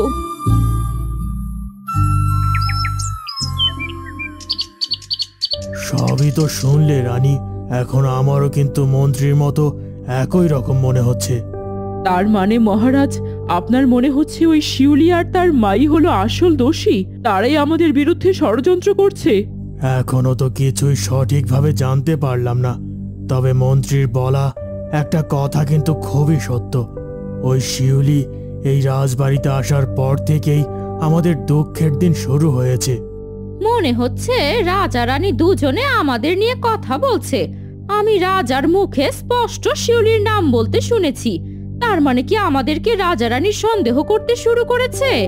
না, আমাকে ওদের কথা আড়ালে বসে সবটা শুনতে হবে। তাহলে এখন কি করতে চাচ্ছেন মহারাজ? আমি ওই শিউলি আর তার মাকে বন্দি করব, আর সেটা আজকের ভেতরেই করতে হবে। ওরা দুজনই যত নষ্টের মূল। আমি আপনাকে না করব না মহারাজ, তবে যা করবেন একটু ভেবে চিন্তে করবেন, শেষে নতুন কোনো বিপদ এসে না পড়ে। না রানী, আর কোনো বিপদ আসবে না। এখন সব বিপদ কাটানোর সময় হয়েছে। তার মানে জল এত দূর গড়িয়ে গেছে, আমাদের দুজনকে বন্দি করার ষড়যন্ত্র করছে। আর এই বুদ্ধি নিশ্চয়ই ওই মন্ত্রী দিয়েছে। ইস, কেন যে সেদিন মন্ত্রীর নামটা ফাঁস করে দিলাম না, তাহলে নিশ্চয়ই আজকের এই দিনটা দেখতে হতো না। হাতে আর একদমই সময় নেই, যা করার খুব তাড়াতাড়ি করতে হবে।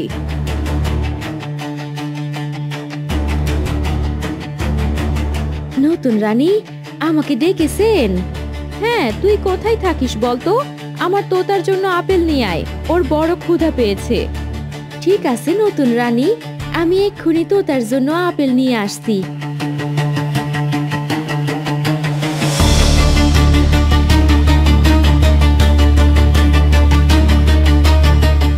কি হয়েছে মা, তোমাকে এমন লাগছে কেন? সবকিছু ঠিক আছে তো? তোর হাতে সব ছেড়ে দিয়ে এখন তো দেখছি মহা সর্বনাশ হয়ে গেছে। সব দিক থেকে বিপদ এখন যেন আমাদের ঘিরে ধরেছে। এসব কি বলছো মা? কি হয়েছে একটু খুলে বলো তো। কি আর হবে, রাজা আমাদের দুজনকে বন্দি করার কথা বলছে। মনে হচ্ছে আজকেই আমাদের দুজনকে কারাগারে পাঠাবে। না, এ হতে পারে না। আমি এই রাজ্য আর রাজপ্রাসাদকে হাতের মুঠোয় নেবই নেব। তার আগে আমাকে কেউ বন্দি করতে পারবে না। বসে বসে বন্দি করতে পারবে না বলে গলা ফাটালে কিছুই হবে না। এমন বসে থাকলে একটু পরে আমাদের দুজনকে ঠিকই কারাগারে থাকতে হবে। তাহলে এখন উপায়? এই বিপদ থেকে কিভাবে বাঁচবো? একটা বুদ্ধি বের করো। আমাদেরকে বন্দি করার আগে আমরাই ওই রাজা রানীকে বন্দি করে ফেলবো, আর এই কাজে আমাদের সাহায্য করবে এই তোতা। তাহলে তো আর এক মুহূর্ত দেরি করা যাবে না। আমি তোতার জন্য খাবার আনতে পাঠিয়েছি। খাবার খাওয়া শেষ হলেই আমরা কাজে লেগে পড়বো। আমার ভবিষ্যৎ আমি দেখতে পাচ্ছি না। মনে হচ্ছে আমার জীবনে নতুন কোনো বিপদ আসতে যাচ্ছে, যে বিপদে আমি আর বাঁচতে পারবো না। আর আমি বাঁচতে না পারলে তোমরাও মারা পড়বে। তোতা এসব কি যাতা বলছে শিউলি? এ নিয়ে তুমি কিচ্ছু ভেবো না। পেটে ক্ষুধা থাকলে ও এমন আবল তাবল বলে। ব্যাস, আপেলটা পাল্টে দিলাম, কেউ দেখতে পায়নি। এবারে এই বিষ মাখা আপেল খেয়ে ওই তোতার ভবলীলা সাঙ্গ হবে। তুমি যত বড়ই ক্ষমতাবান তোতা হও না কেন, এই বিষ হজম করতে পারবে না। মৃত্যু তোমার হবেই। যাই, এখন কেউ এসে পড়ার আগে তাড়াতাড়ি আপেলটা একেবারে জায়গা মতো দিয়ে আসি।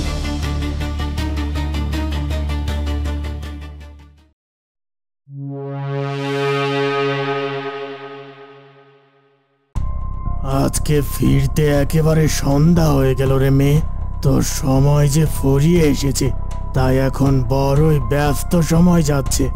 তান্ত্রিক, আমি তো ধরেই নিয়েছি যে আমি আর কোনোদিন মুক্তি পাবো না, কিন্তু আমার মনে একটাই প্রশ্ন, আমাকে দিয়ে আপনি কি এমন কাজ করবেন?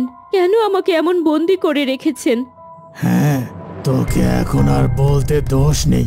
আগামীকাল অমাবস্যা রাত, ওই রাতে একটা আগুনের কুণ্ডলী জ্বালানো হবে। সেই আগুনের ভেতরে আমার হাতের কালো আংটিটা দিলেই ওই আগুন হয়ে উঠবে মহাশক্তিশালী। আর ওই আগুনে তোকে জ্যান্ত পোড়াতে পারলে আমি হব মহাশক্তিশালী তান্ত্রিক। আর যদি এই কাজে কোনো বাধা আসে, মানে আপনি যদি ভুল করে বসেন?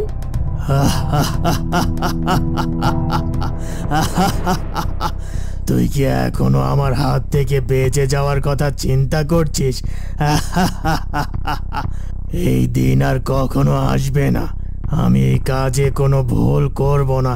তবে যদি ভুল হয়ে যায়, তাহলে ওই মহাশক্তিশালী আগুন আমাকে ভস্ম করে দেবে। কিন্তু তা তো কোনোদিন হবে না। আগামী রাতেই তোর সব কষ্টের মুক্তি হবে।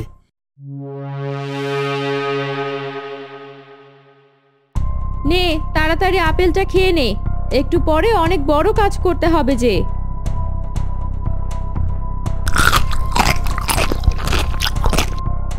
রাজা রানীকে পাথর বানিয়ে রাখতে হবে। আমাদেরকে বন্দি করার ষড়যন্ত্র করে, তাই না? এবার দেখ মজা। হ্যাঁ, এবারে পাথর হয়ে আজীবন এই রাজপ্রাসাদে বন্দি থাকবে। তবে শুধু রাজা রানীকে পাথর বানালে চলবে না, সেই সাথে ওই মন্ত্রী আর মন্ত্রীর মেয়ে চম্পাকেও পাথর বানিয়ে বন্দি করতে হবে। তবে আর আমাদের পথে কোনো কাঁটা থাকবে না। ঠিক বলেছ মা, চলো, তোতার খাওয়া শেষ, এক্ষুনি কাজটা সেরে ফেলি।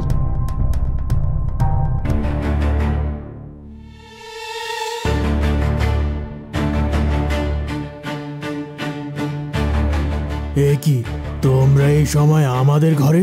কি হয়েছে? কিছু তো হয়নি মহারাজ, তবে এখন হবে। আমাদের বিরুদ্ধে ষড়যন্ত্র করা, আমাদেরকে বন্দি করার খুব শখ হয়েছে, তাই না? তোমরা কি বলছো এইসব? আমরা এমন কোনো কথা বলিনি তো। শিউলি, এখনো তাকিয়ে তাকিয়ে কি দেখছিস? পাথর বানিয়ে দে এই দুটোকে। তোতা, এক্ষুনি এই রাজা রানীকে পাথর বানিয়ে দাও।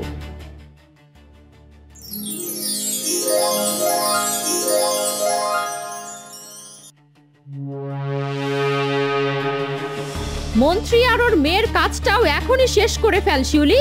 পথের কাঁটা সব একসাথে তুলে ফেলতে হবে। তোতা, ওদেরকেও পাথর বানিয়ে দাও। শিউলি কথাটা শেষ করা মাত্র তোতাটা ওর হাত থেকে মাটিতে পড়ে গেল। এরপরে ছটফট করতে করতে মারা গেল। অবাক হয়ে সেই দিকে তাকিয়ে রইল শিউলি আর ওর মা। সর্বনাশ, এ কি হয়ে গেল? তোতাটা তো মনে হচ্ছে মারা গেছে। এটা কি করে হলো? এখন কি হবে? আমাদের সমস্ত শক্তি যে এখন ভোজবাজির মতো উড়ে গেল। তার থেকেও বড় কথা, এই তোতাটা মারা গেল কেন? একটু আগে পর্যন্ত তো ঠিক ছিল, খাবার খাওয়ার পরেই ও মারা গেল। তার মানে কি খাবারে কোনো বিষ ছিল? আর খাবার তো মিনতি এনেছিল, তার মানে কি ও... হ্যাঁ, ওই মিনতিই আপেলে বিষ দিয়ে হয়তো আমাদের তোতাকে মেরে ফেলেছে। তাহলে এখন কি হবে মা? আমার কিন্তু খুব ভয় করছে। এখন যে আমরা ধরা পড়ে যাব, আমাদের শাস্তি হবে। কে শাস্তি দেবে আমাদের? আমাদের বড় শত্রু, আমাদের বড় পথের কাঁটা দুটোকে আমরা ইতোমধ্যে পাথর বানিয়ে বন্দি করে ফেলেছি। এখন থেকে এই রাজ্যের মালিক আমরা, কেউ আমাদের কিচ্ছু করতে পারবে না। সত্যি মা, তোমার বুদ্ধির জোরে আমরা আরো একবার বেঁচে গেলাম। তা না হলে তো এবারে আমাদের আর রক্ষা ছিল না।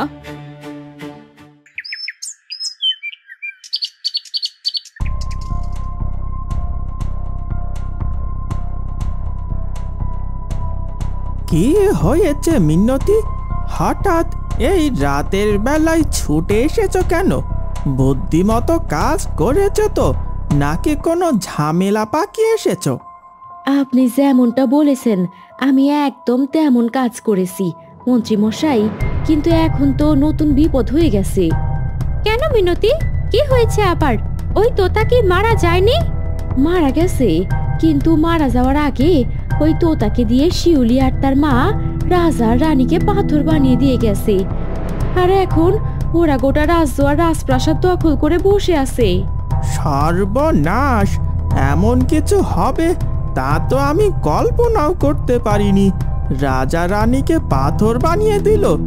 এখন তো তাহলে ওদের রাজত্বে আমাদের কষ্টের দিন শুরু হলো। আপনাকে কাল খুব ভোরে রাজবাড়িতে যেতে বলেছে ওই শিউলির মা। মনে হচ্ছে এবারে আমাদের আর কারো রক্ষা নেই, এক এক করে সবাইকে ওদের হাতে বলি হতে হবে। এ সবই আমার কৃতকর্মের ফল। মহারাজের মতো এত ভালো মানুষকে ঠকিয়ে আমি গোটা রাজ্যের রাজা হতে চেয়েছিলাম। এখন এর শাস্তি ভোগ করতে হবে।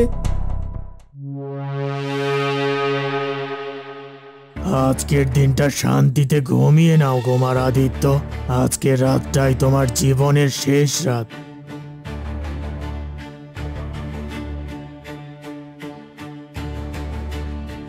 বানর, আর এক মুহূর্তও দেরি করো না, এক্ষুনি রাজকুমারের জ্ঞান ফেরাতে হবে, তারপর অনেক কাজ বাকি। হ্যাঁ, আমি এক্ষুনি রাজকুমার আদিত্যের জ্ঞান ফেরাচ্ছি।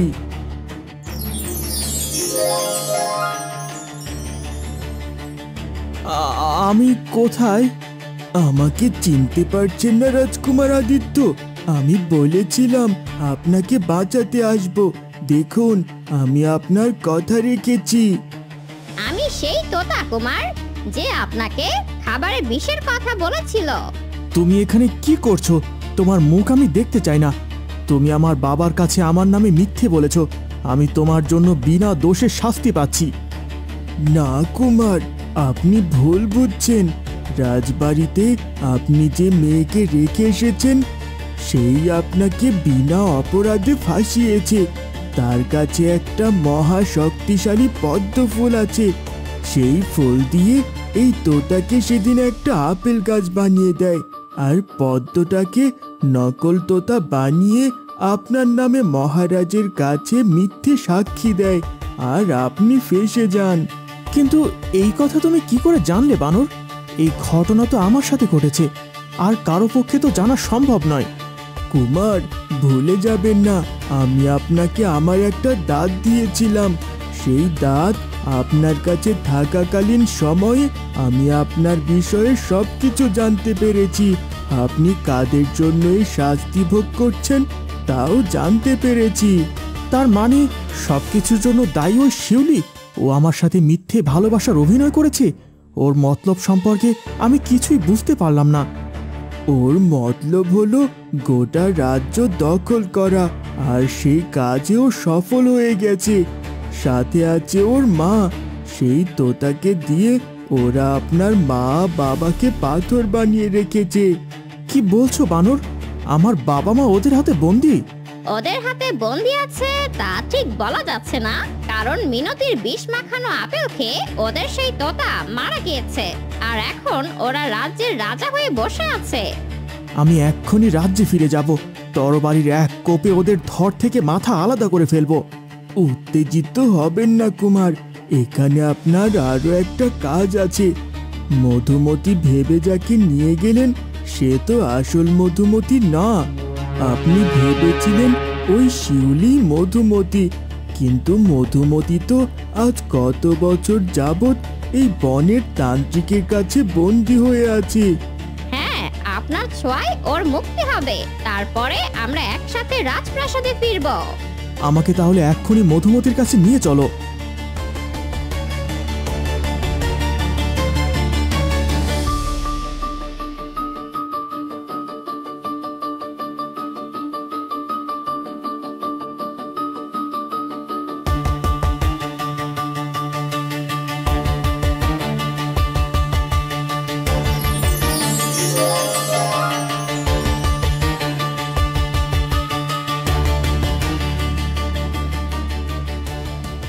কুমার আদিত্য, আপনি আমাকে বাঁচালেন, তা না হলে আজ আমার শেষ দিন হতো। ওই তান্ত্রিক আমাকে মেরে ফেলতো। তোমার মতো আমাকে ওই তান্ত্রিক মেরে ফেলতো মধুমতি।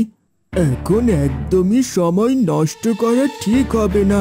আগে বলো তো মধুমতি, আমি যেমন যেমন বলতে বলেছিলাম তেমনটা বলতে পেরেছিলে? তান্ত্রিক বলল যদি ঠিক মতো কাজ করতে না পারি তাহলে মহাশক্তিশালী ওই আগুন তান্ত্রিককে গ্রাস করে ভস্ম করে দিবে। তাহলে আর আমাদের কিছুই করতে হবে না, চলো আমরা এখন রাজ্যের দিকে ফিরে যাই।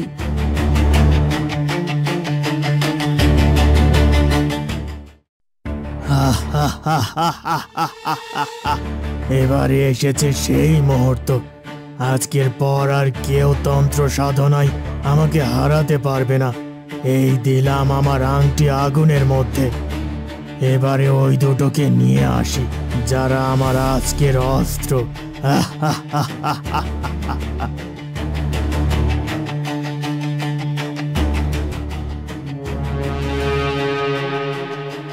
সর্বনাশ!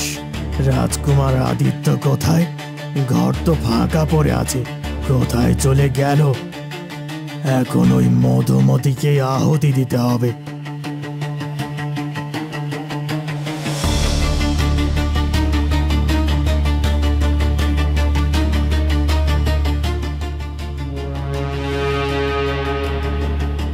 এইসব কি হচ্ছে আমার সাথে? পদ্ম গাছটাও তো কোথাও দেখতে পাচ্ছি না, কোথায় গেল সব?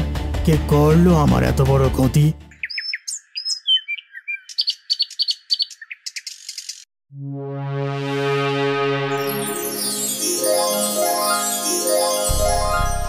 আমি ভুল করে ফেলেছি কুমার আদিত্য, বিনা দোষে তোমায় এত বড় শাস্তি দিয়ে ফেলেছি, যার ফল আমাদেরও ভোগ করতে হয়েছে। বাবা, আমাদের আর কোনো ভয় নেই। এবারে আবার রাজ্যে সুখ শান্তি ফিরে আসবে, আমরা আবার মিলেমিশে একসাথে থাকতে পারবো।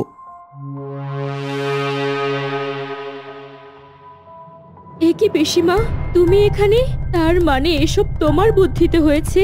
সেদিন তুমি আমাকে তান্ত্রিকের কাছে ধরিয়ে দিয়েছিলে। তুমি এত নীচ পিসিমা। কাকে পিসি বলছিস?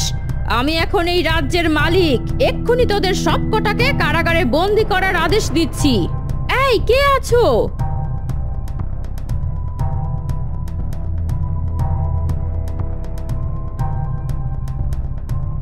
এসব কি হচ্ছে? আমরা যে পাথর হয়ে যাচ্ছি। মধুমতি, আমাদের বাঁচা। আমরা ভুল স্বীকার করছি, আর কখনো এমন কাজ করব না। আমাদের এই শাস্তি দিস না। মহারাজ, আমাদের ক্ষমা করে দিন।